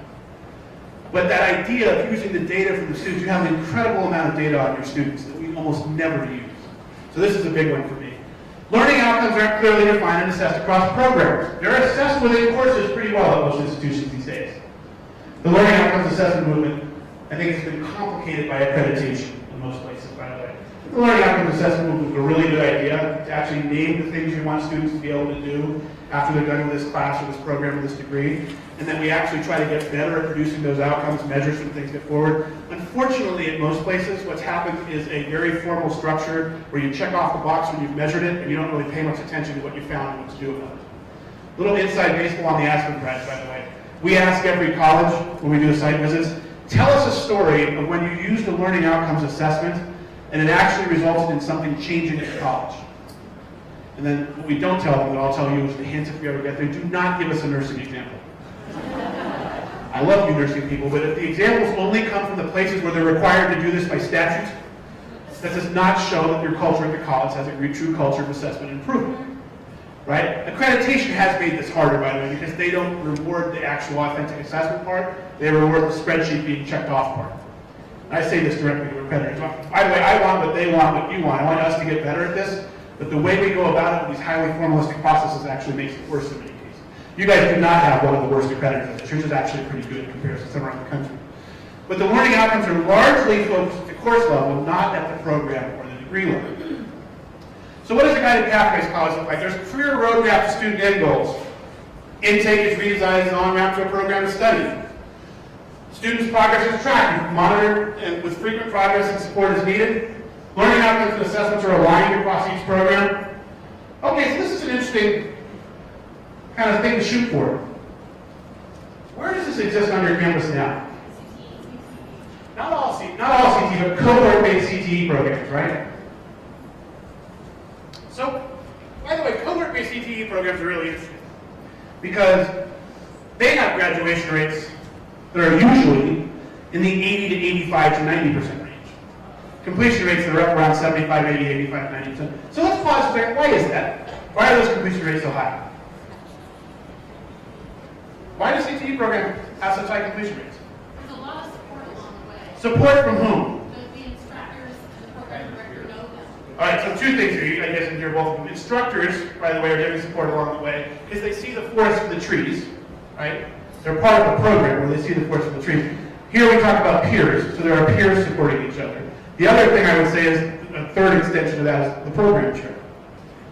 There is someone at the college whose job it is to monitor the progress of students in their program. So go to the gen ed side of the house for a second. Let's say I was a psych student who enrolled here last fall for the first time, and I'm not here this semester. Does anyone at the college actually know that? I'm a number at most medium to large sized colleges. I'm invisible. I'm one of the 40 or 50% who aren't here who were here last fall. Nobody knows it, unless I'm in a special program. Or unless I'm in a cohort-based, in the cohort-based program, they would have known I was in trouble by the fourth week. There would have been intervention. It's not just, by the way, nursing. This is what happens in auto tech, it's what happens in drafting, what happens in all of these cohort-based CTE programs. There's someone at the college monitoring the progress of the student. I will term them, because it's pithy, an institutional agent invested in their success. Rolls right off the tongue. It's someone at the college who's invested in their success, someone who's monitoring it and is part of their job to make sure that the students get through and achieve the high quality of the program. What are some other reasons? Use each other's support. What's that? Students use each other. Yeah, so peer support, absolutely. Peer support are absolutely there. What else? Highly structured program. There's never been a surge tech student wondering what they're going to take in the third semester. They know what they're going to take, and by the way, you know what to schedule. You never worry about scheduling for those programs. You know exactly what to schedule. What else? Yeah. Relevance. There is a clear outcome here. It's a direct step to a job. Again, I will say again, most of your students are stepping towards a job or a career. These ones are the most direct steps, so it's more relevant, and we attempt to make it more relevant. By the way, I don't know if this tension exists here. There is a structural tension between cohort-based CTE faculty and some of their gen ed peers, because what they're doing in gen ed is not seen as relevant to what they're doing in the CTE world. Sound familiar? It is a structural tension. Because these are the folks who are more attuned to what happens in the world right after the students leave, and the gen ed folks are thinking more about a liberal arts education that's going to help them when they get past the current job, which many of them will do. This isn't a bad tension, but it is a tension in most colleges, right? Going all the way down to what's the right math and the right English, which we kind of went back to before. I mean, these are tough questions to wrestle with, and one of the things you're going to have to do is wrestle with them a lot. Anything else on the CTE students? Why they succeed? Yeah? Generally have a practical or an internship built in. They have some real-world application built in. That's a really good one, too. Not all of them do, but a lot of them do. So again, lots of ties to the world they're going to be in afterwards. The other thing they have, by the way, talk about what we were going to The student's expectation in terms of whether they should work, how much they should Yeah. work, what time is dedicated to the program. I wasn't going to say that. I love that one. So they're invested in the program because they know what they're going to get from it. It's very clear to them what the prize is, so they can invest themselves more in it. Right? Not all of our students are there, but getting more of them there would be pretty good. The final thing they have, by the way, is they don't have to find student services. Right? The program chairs and the instructors help them find it if they don't bring it to them. Okay? I'm looking outside here. There's another group of students who come to your campus every fall. I can't see if this group exists here or not. Most community colleges have a group of students who come in every fall on the pre-transfer side, who fascinatingly have success rates and completion rates who are also in the 75% range. Any guesses who this group is? They are recent high school graduates, nearly all of them. They come to your college. I don't know if you guys have this group. I think you do. And they come to your college and they have transfer rates and completion rates that are 75, 80%. Any guesses? Dual enrollment that's one of the most common things. I think dual enrollment is really interesting. I don't count them because they don't come to your college having not been here before. Dual enrollment is really strong. Dual enrollment varies by state. There are some states where it's highly structured and they're very program-based. Texas does a really good job with this. Texas does some things that I don't like. This is one thing they're very good at. I don't know your model very well, but yes, dual enrollment students do tend to do well. Not the group I'm thinking of. To save some time, homeschooling is another interesting one that gets proposed, and it's really small. So we don't. I mean, some states it's bigger, but I don't. This is a pretty big group in a lot of colleges. The group I'm talking about is athletes. You guys have athletics? You don't have athletics. See, that's why that happens. Community college athletes, for places that have them, are a fascinating group. They have, this is not, by the way, a four-year men's football and basketball program where no one's graduating. This is community college athletics, where unless you're a football coach in Texas, you're not losing your community college coaching job based on your record, right? It does happen in Texas, but I was driving, this happened yesterday, I was driving in Texas to the airport. I'm like, oh, that's a beautiful stadium. I wonder what college that is. It was a high school. Like a 40,000 seat stadium for football. But athletes are fascinating. So athletes have some interesting characteristics about them. Why would they be so successful? Eligibility requirements. They have a clear path in front of them. They know what they have to do. That's absolutely one. What else? Mandatory support. Just like the cohort-based CTE students, they don't have to go find support and find them. What else? There's a hand back there. Other ones? Yeah. Coaches. So there's a reason I use institutional agent, invest in their success, and those roll off the tongue. That's what a program chair in Surge Tech is. It's the same thing a coach in a community college basketball team is. It is their job to make sure their students are eligible and succeeding and trying to get them to transfer. Community college coaches know that 98% of their athletes are not going to be professional, if not higher. They are getting access to an education they wouldn't have had before. The coach sees it as their responsibility to help move these students to the next level so they can play, yes, but so they can get a degree. So the coach is monitoring their progress. No athlete ever falls through the cracks. Doesn't always mean it's an easy relationship sometimes between athletes and faculty and coaches, but they're forced to deal with it. Student progress is being monitored in a way it's not in other cases. What else? Sense of belonging. Yeah, so you got engagement and a sense of belonging, that same cohort idea, right? You got peers, but you're also tied to the institution. My joke here is if you're starting quarterback on the football team, 98 of the other 99 guys on the team want you to succeed. The other guy's a backup quarterback. So you fail out miserably. So it doesn't end up being Wally Pitt. Yeah, so you've got a cohort vision. What's fascinating about this, by the way, high degree of support. You've got someone invested in their success, monitoring their project. You've got peers. You've got clear requirements. By the way, you also have a ticking time clock. You start playing athletics, you've got 5 years to play 4, which is fascinating because now that's the same ticking time clock, roughly, that all your financial aid students are. They got 12 semesters to finish a bachelor's degree. What's your average time to degree here at Front Range? Is it under 4? Not in most places. Let's say it's 4. If you go 4 years as a community college, you only got 2 years of financial aid left if you go to a 4-year school. And by the way, the only way to finish that is if you transfer perfectly, meaning you're a junior standing in your major, which most transfer processes do not result in most states. Where when you transfer, you're just taking a lot of things over, right? So interestingly, it's easy to say athletes are an anomaly, but how many of your students are on Pell? 40% here, something like that? At least, maybe 50% of your students are on Pell. That's a big number. Half of your students are on the same ticking time clock athletes are, and they don't have any of the same resources. Or that the cohort-based CTE students are.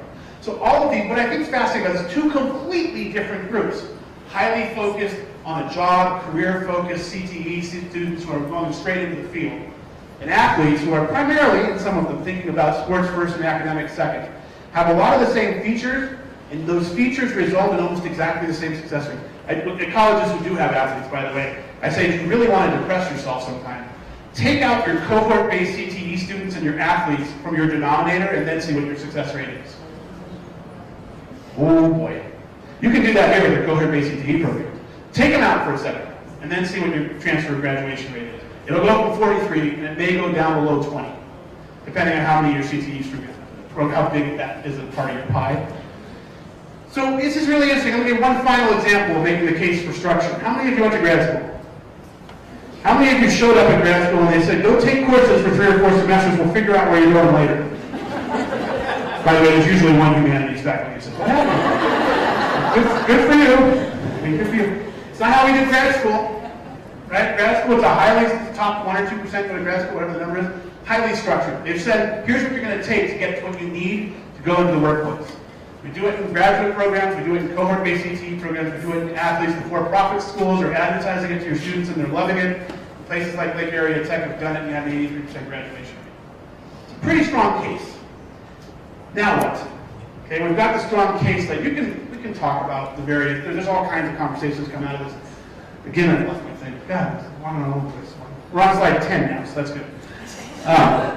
Where has this been done at scale? I said earlier, that a lot of this comes from the four-year schools. I think it's fascinating that some of the prime examples has come from places like Florida State, Arizona State, Austin Peay, Georgia State.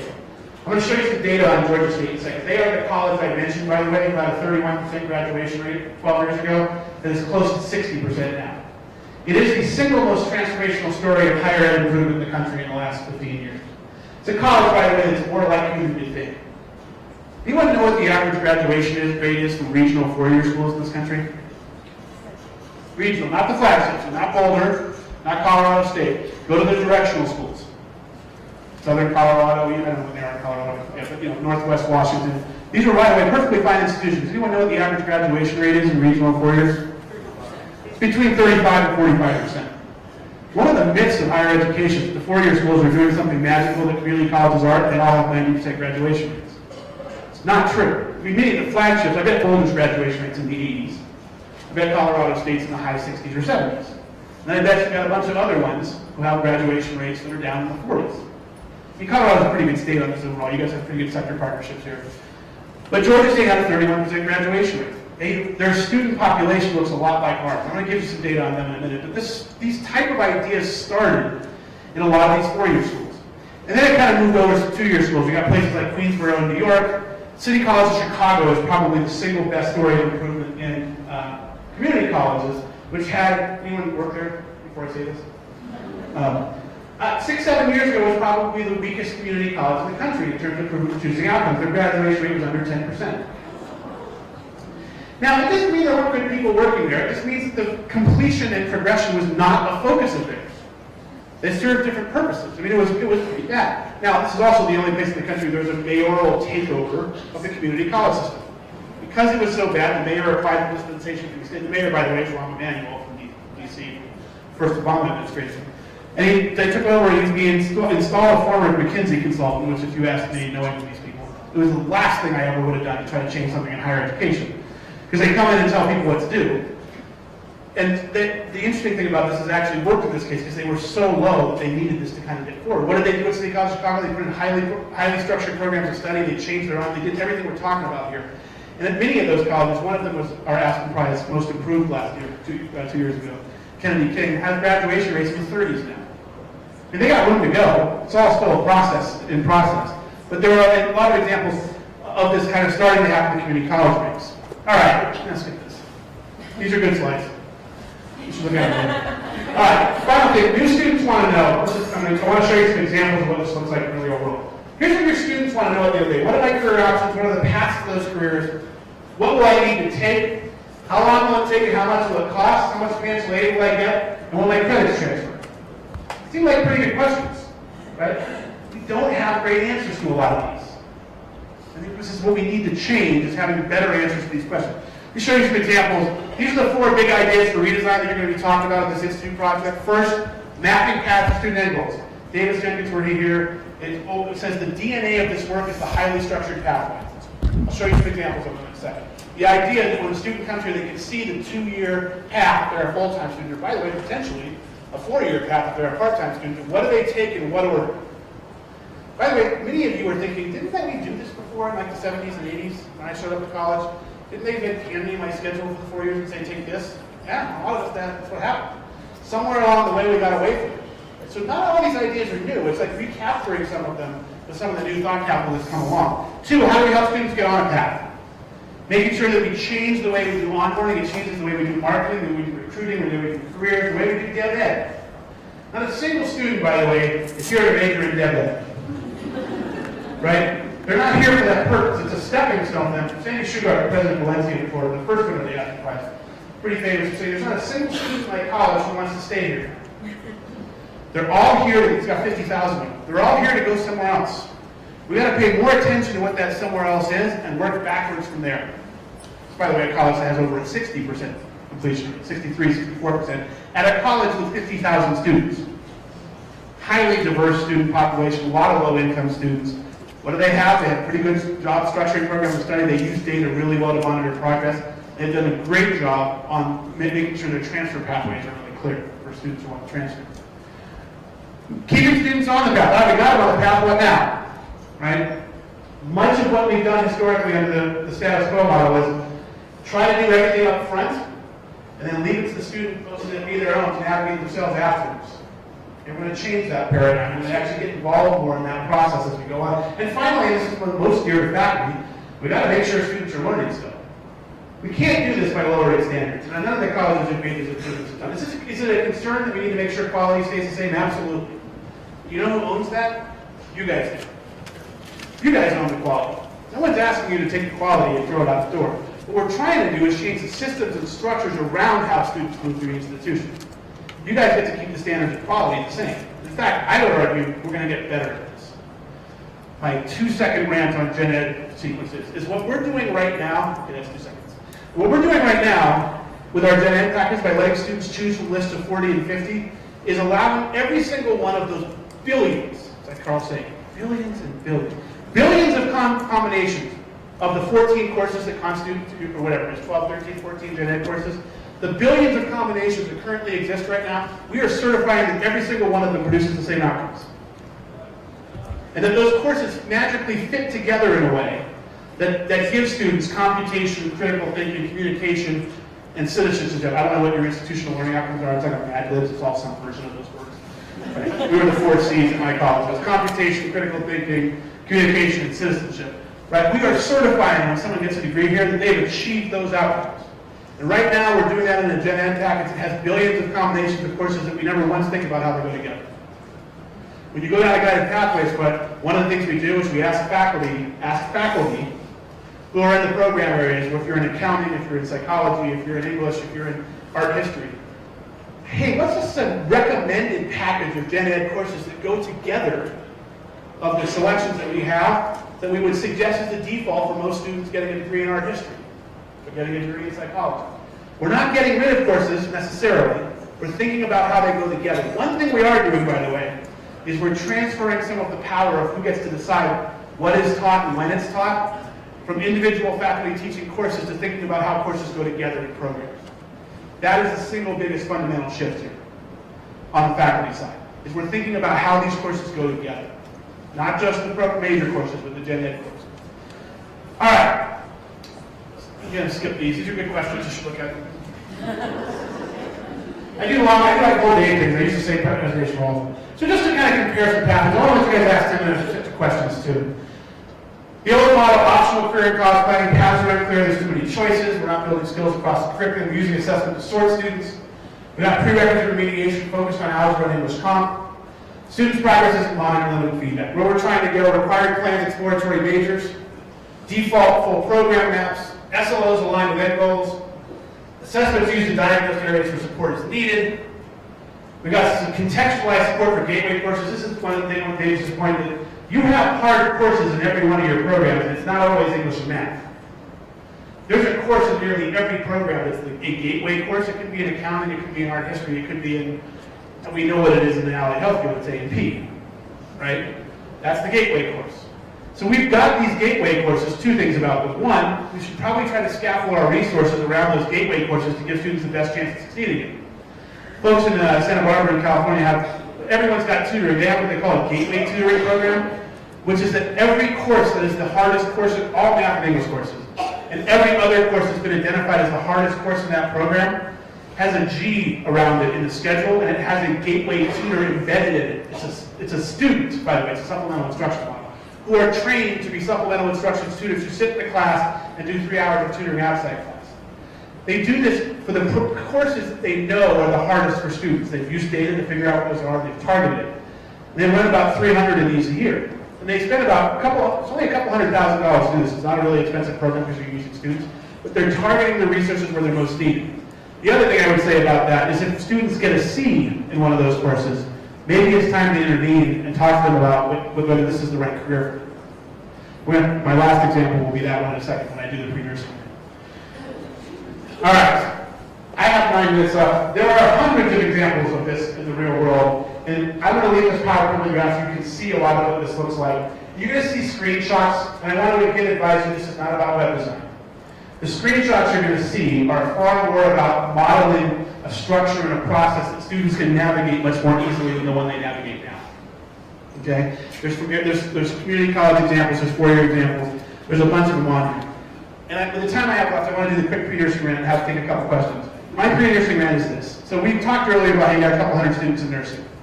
You may have a couple thousand who are pre-nursing. The question you have to ask yourselves is, what are we doing about this? Are you guys doing anything about this now? Because some colleges are sometimes doing things about it. Mainly we don't, right? So you guys have a minimum GPA to get in the nursing program? What is it? 2.5? 2.75. Yeah, sometimes it's 2.5, some places it's 3.0. So the college I'm going to talk about, which is Stark State in Ohio, which is, I used to say is in Akron, Ohio, because I didn't know that if you're in Canton, Ohio, which is the city north of Akron, you don't like being told that you're from Akron. I thought they'd like it because LeBron James is from there, but apparently they don't. So in Canton, Ohio, they have a nursing program, got 150 students a year. They behaviorally looked at their data. They didn't just ask students, are you pre-nursing? They looked at the course-taking behavior of the students, and they found almost 1,700 students who were pre-nursing. Right? 1,700 out of the 150. And they looked at it and go, wow, we got kind of a problem here, right? So here's something, they looked at the data, and they said, we have to do something about this. The next thing they did is they asked an interesting question. I wonder how many of these 1,700 have a GPA below 3.0? Below the minimum to get into the program. Any guesses what that number was? Pretty close to 900, right? Slightly over half of them had GPAs below 3.0. And again, you know this today, that many of your pre-nursing students, a bunch of them have low GPAs. It's not like I talked to Peggy and I said, Peggy, I know you've got a 2.4, but you're definitely still looking good for the nursing program. That doesn't happen, no advisor does that, right? But collectively through our inaction, we're letting her, not that she would ever have a 2.4, right? I don't know. She seems like someone who wouldn't have a 2.4. We're letting her go down the path still, right? All right, so let's get to that. So what could we do differently? Well, what Stark State did is they created 3 groups. They segmented the population. 2.7 to 2.99 students, 2.3 to 2.7 students, and below a 2.3 GPA. And for the 2.7 to 2.99 students, they contacted them. And they said, hey, Peggy, we see that you're a pre-nursing student here at Stark State. First of all, for most of your students, they'd be shocked you know what they're doing. They're like, holy crap, they actually do know what I'm doing, and maybe they care about it a little bit, because we don't actually contact students. I mean, some of them, by the way, will be scared when you do this. They're actually monitoring what I'm doing, because you haven't created a relationship with them that shows you're trying to help them. Right? But what they said to students is, all right, Becky, we see you have a 2.81 GPA. Hey, by the way, did you know we have a minimum 3.0 to get into the nursing program? So there are some students who just don't know that, right? That's one thing they do. The next thing they did was, here's a link to an online GPA calculator. So you can figure out how many courses you need to take at what grade to hit 3.0. Now, if you're bored sometime, try that. Give yourself a 2.81 GPA and 33 units and try to figure out how many courses you need to take to hit 3.0. It's not a trivial task. By the way, it's slightly more trivial if you let yourself get all A's. If you have a 2.81, that doesn't seem likely that magically you're going to turn into a straight A student. It's really complicated when you start saying, I'm going to get 25% B's and 30% C's. It's a hard problem. So this calculator helps you do that. Now for the 2.3 to 2.7 students, they do the same thing. They contact me and say, hey, Peggy, we see you're at 2.51 GPA, you're trying to be pre-nursing. Here's an online GPA calculator to see how many courses you need to take. And by the way, you may find that it's a pretty large number of courses. And for some of them, by the way, it's already at this point, if they've been there long enough, 15 to 20 courses. Which of course is pretty much another degree, in addition to what they've already done. And so they said, because you may find this is a lot of courses, come talk to us. Nursing isn't our only option. Like, why do so many people want to go into nursing, by the way? Jobs, careers. Is that the only thing you do at Front Range? At least good jobs and good careers? It's a marketing problem. I mean, part of this is society's marketing problem, right? Saying that nurses are the only option to have a career that you can always count on. You guys got a bunch of other careers that you train people for that are a high-paid, high-leverage, stepping stone careers, and that people can go into, not only in allied health, but in other fields. So this is a marketing problem, again, that we have so many pre-nursing students. So they talked to the students below 2.3, they put a hold on their registration and said, you cannot register for courses until you come meet with an advisor. And when they came and met with the advisor, they sat him down and said, Peggy, we see you have a 2.1 GPA here at Stark State, and you're trying to get into nursing. It is never going to happen here at Stark State University. You're not getting into the nursing program, but let's talk about all these other, let's look at your transcript and see what you've already started and how you're using degree audit, because they couldn't figure that out themselves. Using degree audit to say, what are you close to? How can we get you on the path to something to get you even in the same field where you want to go? And your mind probably goes to the same place mine did. When I first heard this, I mean, they're going to have people crying in their offices. You know what they reported? People crying in their offices saying, you're ruining my dreams. You're killing my dreams. Why would you tell me this?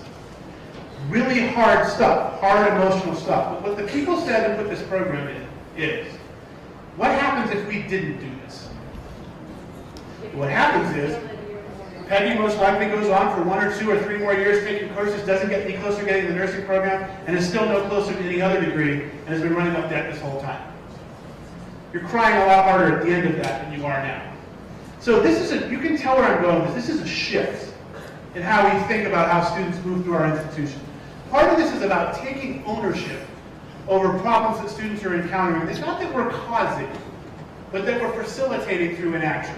Not knowing what I need to take, not being able to navigate the institution, not using the data you have on how they're doing and where they might be doing better. I mean, West Kentucky, by the way, is another Aspen Prize finalist. What they do with their pre-nursing students who don't go to the nursing program is they went out into the healthcare industry in the Paducah area, and they said, hey, are there things that our students who don't get into the nursing program but are pretty much done with a degree, are there jobs they can do in allied health that this degree would qualify them for? They found 6 or 7 of these jobs in medical transcriptions, all the ones that are the kind of next step below nursing.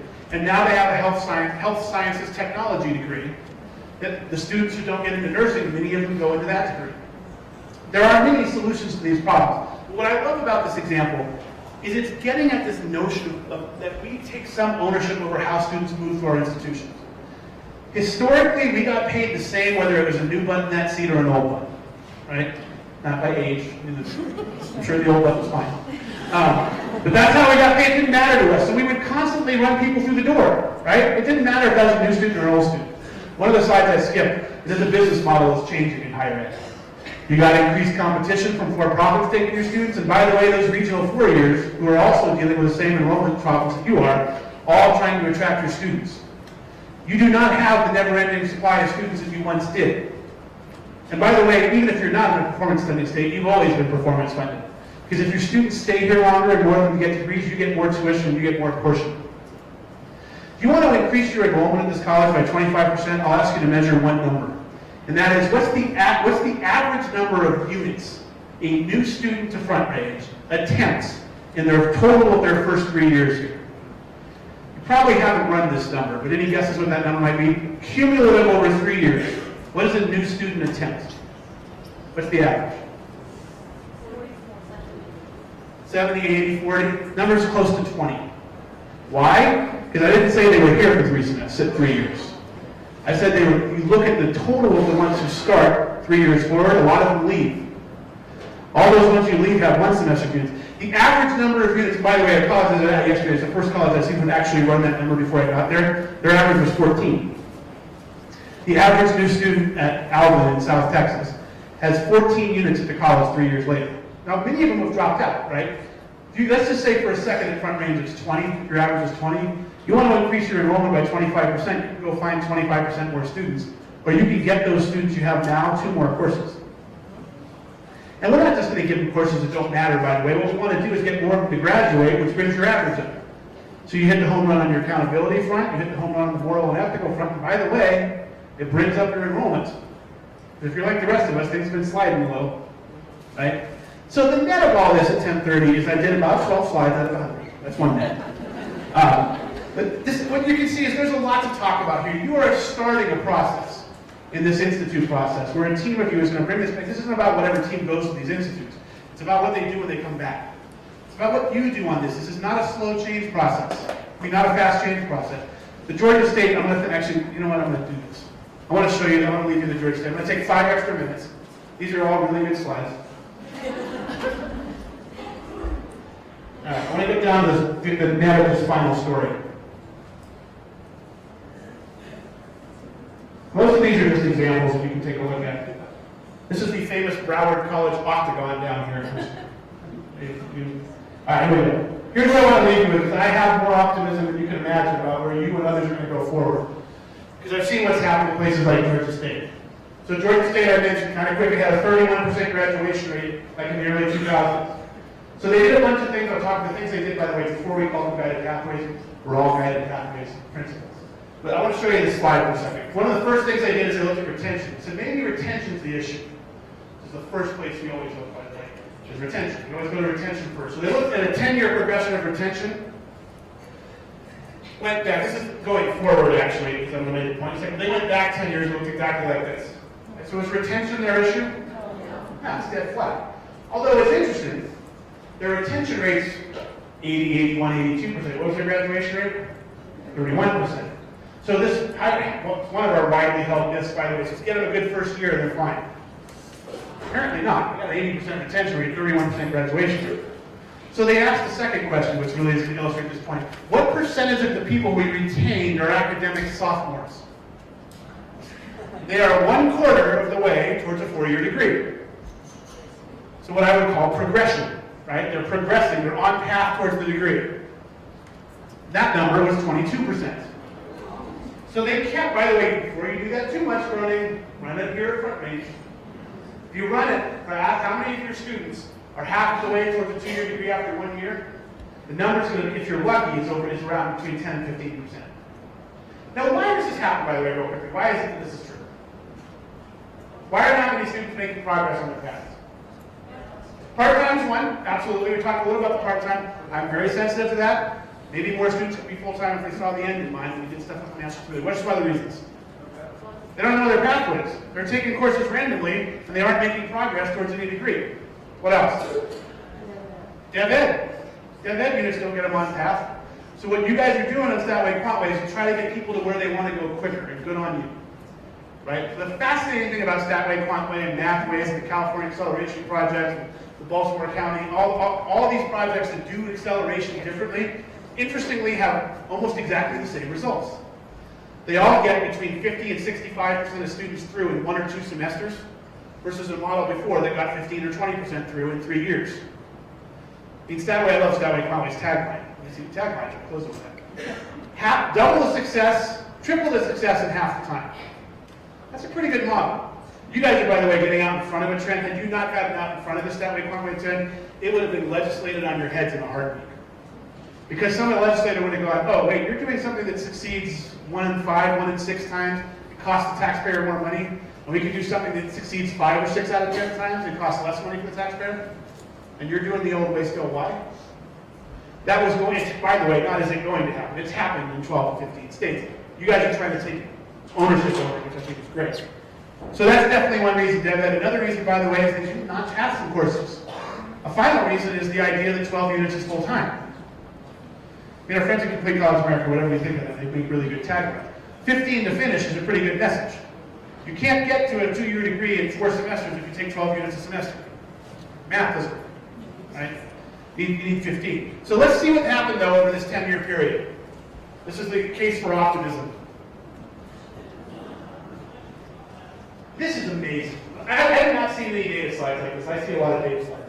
The retention rate has basically been the same this entire time. They actually haven't really improved retention. They've actually done more on retention since this time. But they now have 2 out of 3 students, 3 times as many students who are academic sophomores after 1 year. By the way, you want to know what they did in the secret sauce? It kind of moved up a little and it shot up. So everyone asked, well, what did they start doing here? This is the important point. They didn't do anything differently there. It was the 5 or 6 things they had started in the first 3 years, starting to work together.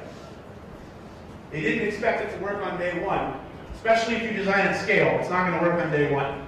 But it doesn't mean you should abandon it. It means you should learn from it. So what did they do? They did things. I said, a lot of guided path potential. They have strong freshman learning communities, by the way. Whatever you say about the learning community population. This is a commuter school, by the way.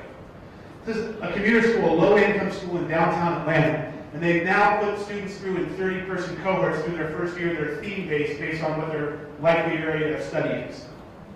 They have highly customized programs of study where you know exactly what you're going to take every semester, and they monitor progress better than anyone I've ever seen. They were doing predictive analytics long before anyone called it predictive analytics, right? The idea that they knew when someone didn't hit this marker, they intervened immediately. They do not allow students to go down unsuccessful pathways for very long. They do everything we're talking about here, and what I told you the result was earlier is actually higher than this now. Their graduation's up around 56% now. It's 31% when they started. The final thing I'll say is you have to believe that it is possible to achieve this kind of outcome, to go through the hard work you're going to go through. And these guys and some others, this is new, by the way. There's not a lot of stories like this, because not as many people have gone as far as they have. Florida State, Arizona State have seen some great improvements in college. Think about what that means. That's not a number on a page. That's 18,000 students at Georgia State. 40% of whom, by the way, at the start were African American. 60% are now. It's not about race.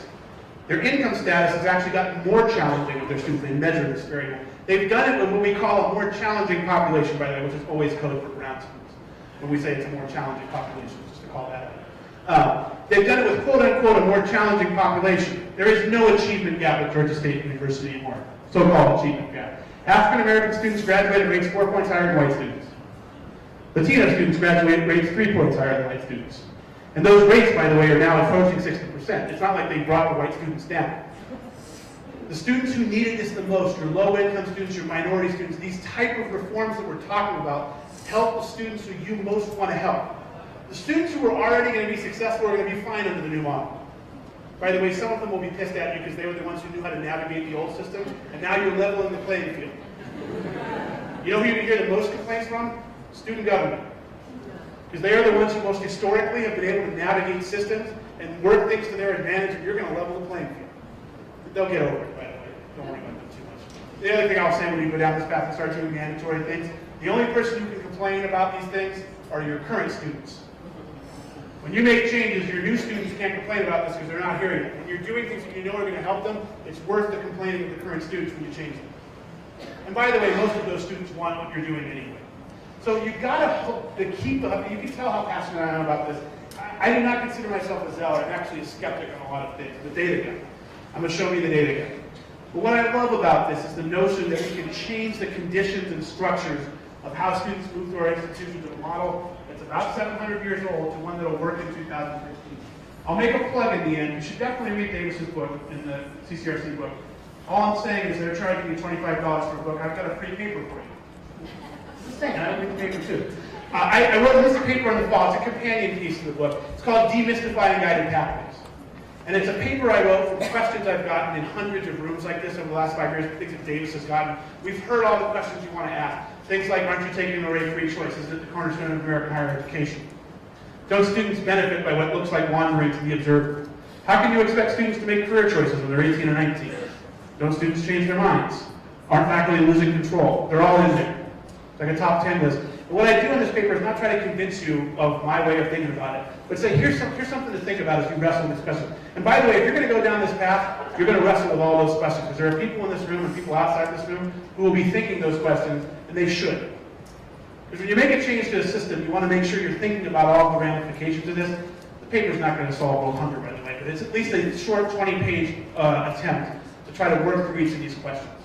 So I want to thank you guys so much for your time. You guys, I'm really excited for you because you're embarking on this path, and I hope you're a little scared. I really do. Because if you're not scared, it means you think the same thing that's going to happen that always happens, which is this too shall pass. Which has been the model of what we do in higher education when you work here, is just wait out whatever they say next and go back to what you were doing. Right? This should not and cannot, and I hope will not be that. It is that big of a change. It's going to take some time. It's going to take some wrestling. You're going to argue about stuff. You're going to explore really hard problems. But every single problem you're wrestling with is a problem that you're leaving to your students to navigate right now on their own. If it's thorny for you to wrestle with, it's 20 times thornier for them. So with that, I thank you guys for your time.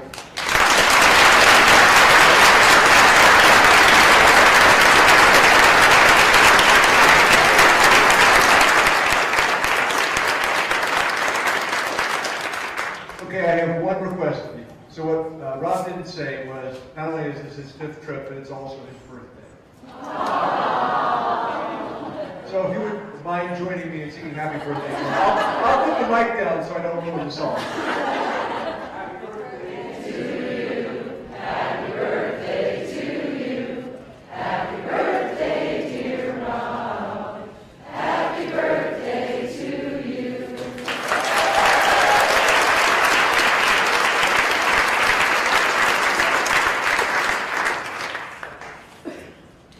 Do you have time for a few questions? Yeah, absolutely. You know, we've passed the time when we've asked you to be here, but if you'd like to stay, we'll take a few minutes for questions, and then we're going to adjourn for some time with the student success team. But I think we'll get the whole group. I want to take the opportunity. Yeah. Yes. No, go ahead, shout it out. Clear. So in the past, you talked about the importance maybe of building a culture of inquiry. Yeah. Is that still important? Someone's paying attention to my old presentation. That's crazy. Yeah, so that what you're talking about is this term that I kind of became known with in the mid-2000s about colleges needing a culture of inquiry. Where there's a long set of branches. The quick answer is yes. And what a culture of inquiry is, by the way, what we've all been beaten over the head with in the last 10 years, you need data, right? We need data-driven decision-making. We need a culture of evidence. We need, the data will set us free, right? And now we're awash in data and nothing has changed. Because the way you get to change is not through data. It's by asking questions and knowing what problems you're trying to solve, about bringing data to bear to explore an issue. But then it's about, this is the best part of the culture, it's about getting together to talk about what's going on the ground, what does the data mean, and then what should we do about it? And part of the point of this culture of inquiry is, we got to actually change things if you expect the outcomes to change. How do you get to knowing what to change? There's no easy formula for saying, if I see this number is 42, it means X. You got to explore that. You got to use the expertise in rooms to talk about these things together. So data is important. I'm not saying data is not important. But what's far more important is making sure you're asking the right questions. I do this whole bit on placement tests about what problem we were trying to solve with placement tests. And I would argue historically that it was just merely to sort people into groups, right? We weren't trying to solve the problem. What's the best way to get students through transfer level math and English in the most efficient way with highest quality? That's not what we were doing with placement tests. Yet we put a lot of eggs in that basket. We looked at data on placement tests and we would continually raise cut scores over time, leaving the curriculum the same, leaving the way students move through the institution the same. So that's an example of a place where the data is important, but we got to make sure we're trying to solve the right problem. By the way, Statway Company is an alternate curricular structure to help solve the issue of how do we get students through these pathways. So I think it's really important, the culture, notion of culture. I think where we see Aspen Prize finalists and winners, it is rare that they don't have robust kind of cultures of exploring what's going on with student success, asking questions, and really importantly, getting together to talk about the data and what to do about it. So yeah, I think it's really important. Shocking to me that someone brought up a past thing I was doing. Yeah. Other questions? Yes, right here.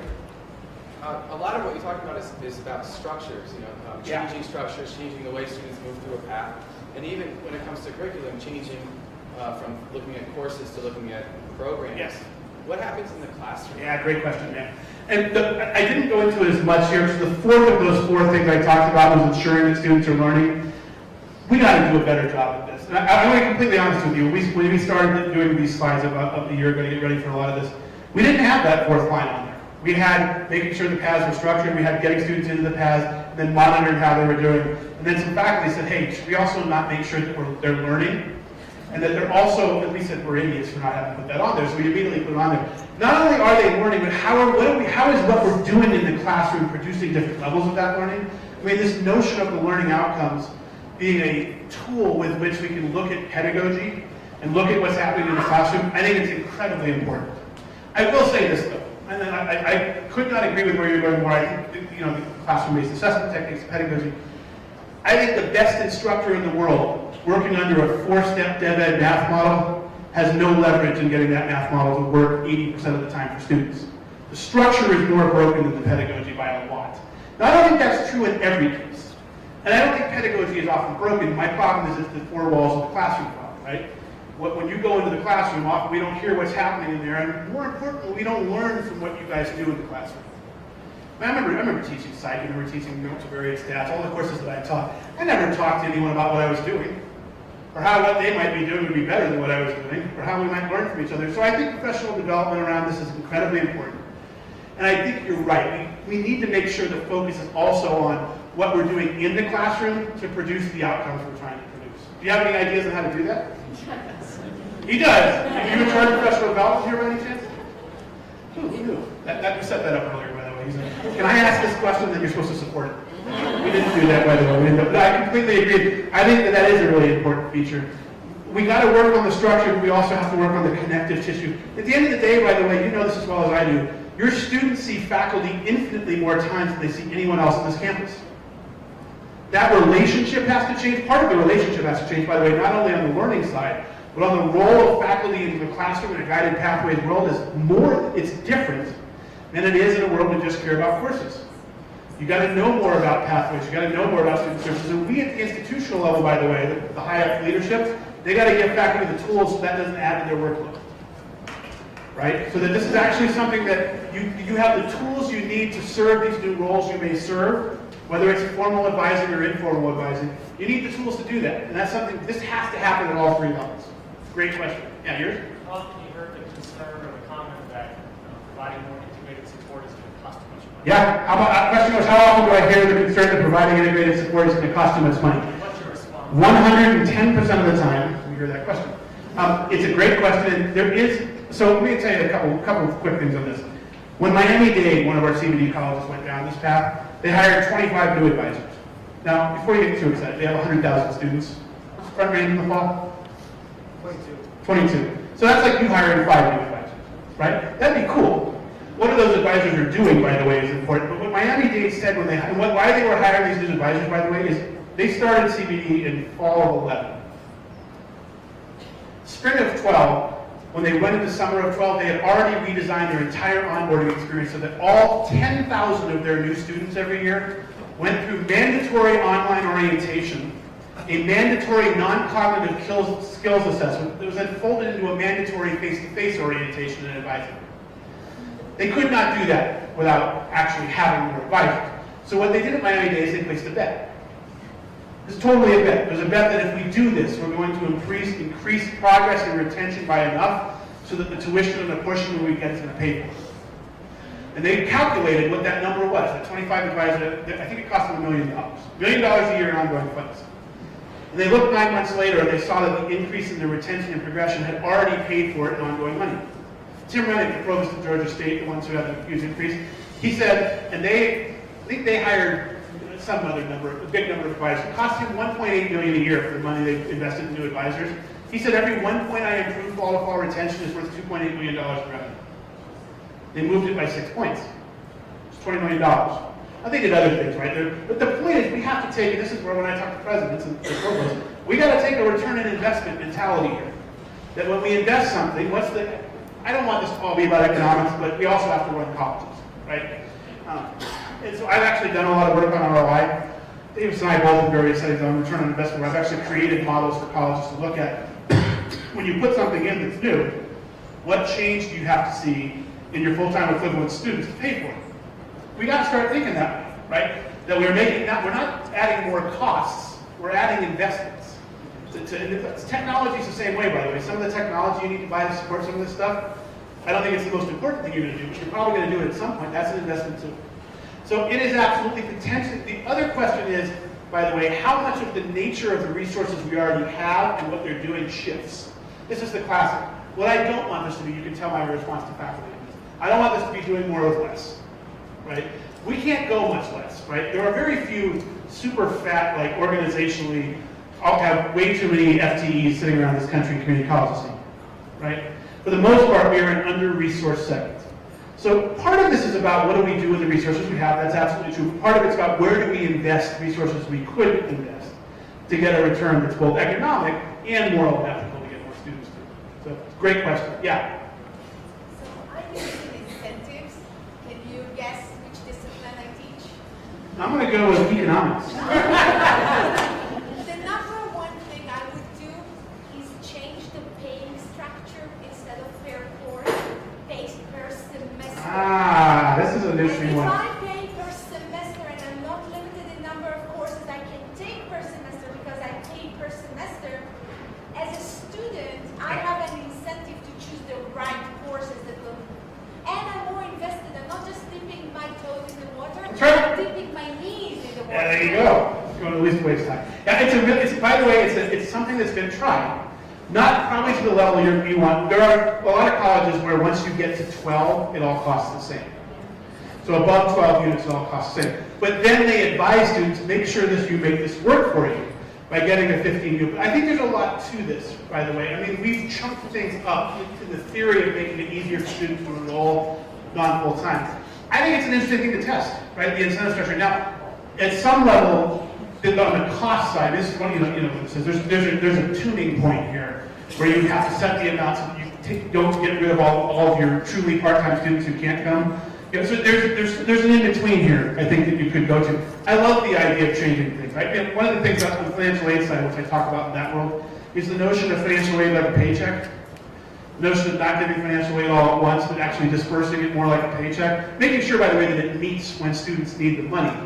But I was doing a presentation on that, one of the faculty members said, you know what's a really interesting analogy for that is most faculty who have 10-month contracts, if you look at the data, they spread their amounts over 12 months. Right? Because they actually don't want to have it in lump sums, they want to have it over 12 months, so it gives them something predictable. So I think this idea of how do we use the monetary incentive side of this is a good one. I don't have any great data to suggest that works really well at scale. I don't think people have done it at scale. But you do see unit increases attempted for the colleges who tried that once you're past 12, it all costs the same.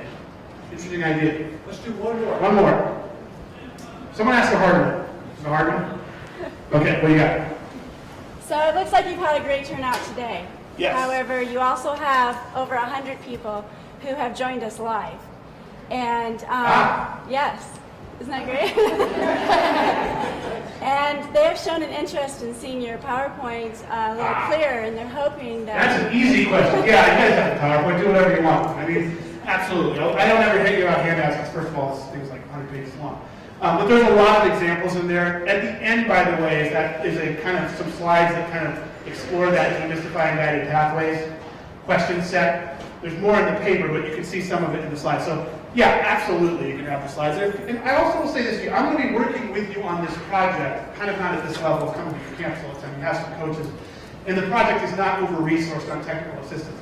Doesn't mean we can't have other ways of getting you back that Andy and I can talk about. And I am always open to questions, especially hard questions that people have about are we thinking about this? Any of the questions that you think you'd like, fire me an email. I mean, this is what I do. I'm passionate about it. I want to grease the skids and make the path the easiest for you to get from the traditional model to where we think we need to go. And it's not going to be overnight. So I'm very happy to have any of the folks out there ask questions as well. Awesome. He's taking the mic. Someone has to do this today. All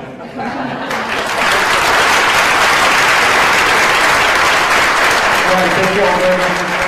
For those of you who are on the Student Success Committee, the I-teams, we're going to meet in the Rocky Mountain room. We'll take a 10-minute break. Let's say get back here at 11. If you are burning to learn more about this, if you want to be a fly on the wall and hear what the I-teams are talking about, you can certainly listen in. And have a great weekend and great start of class for next week.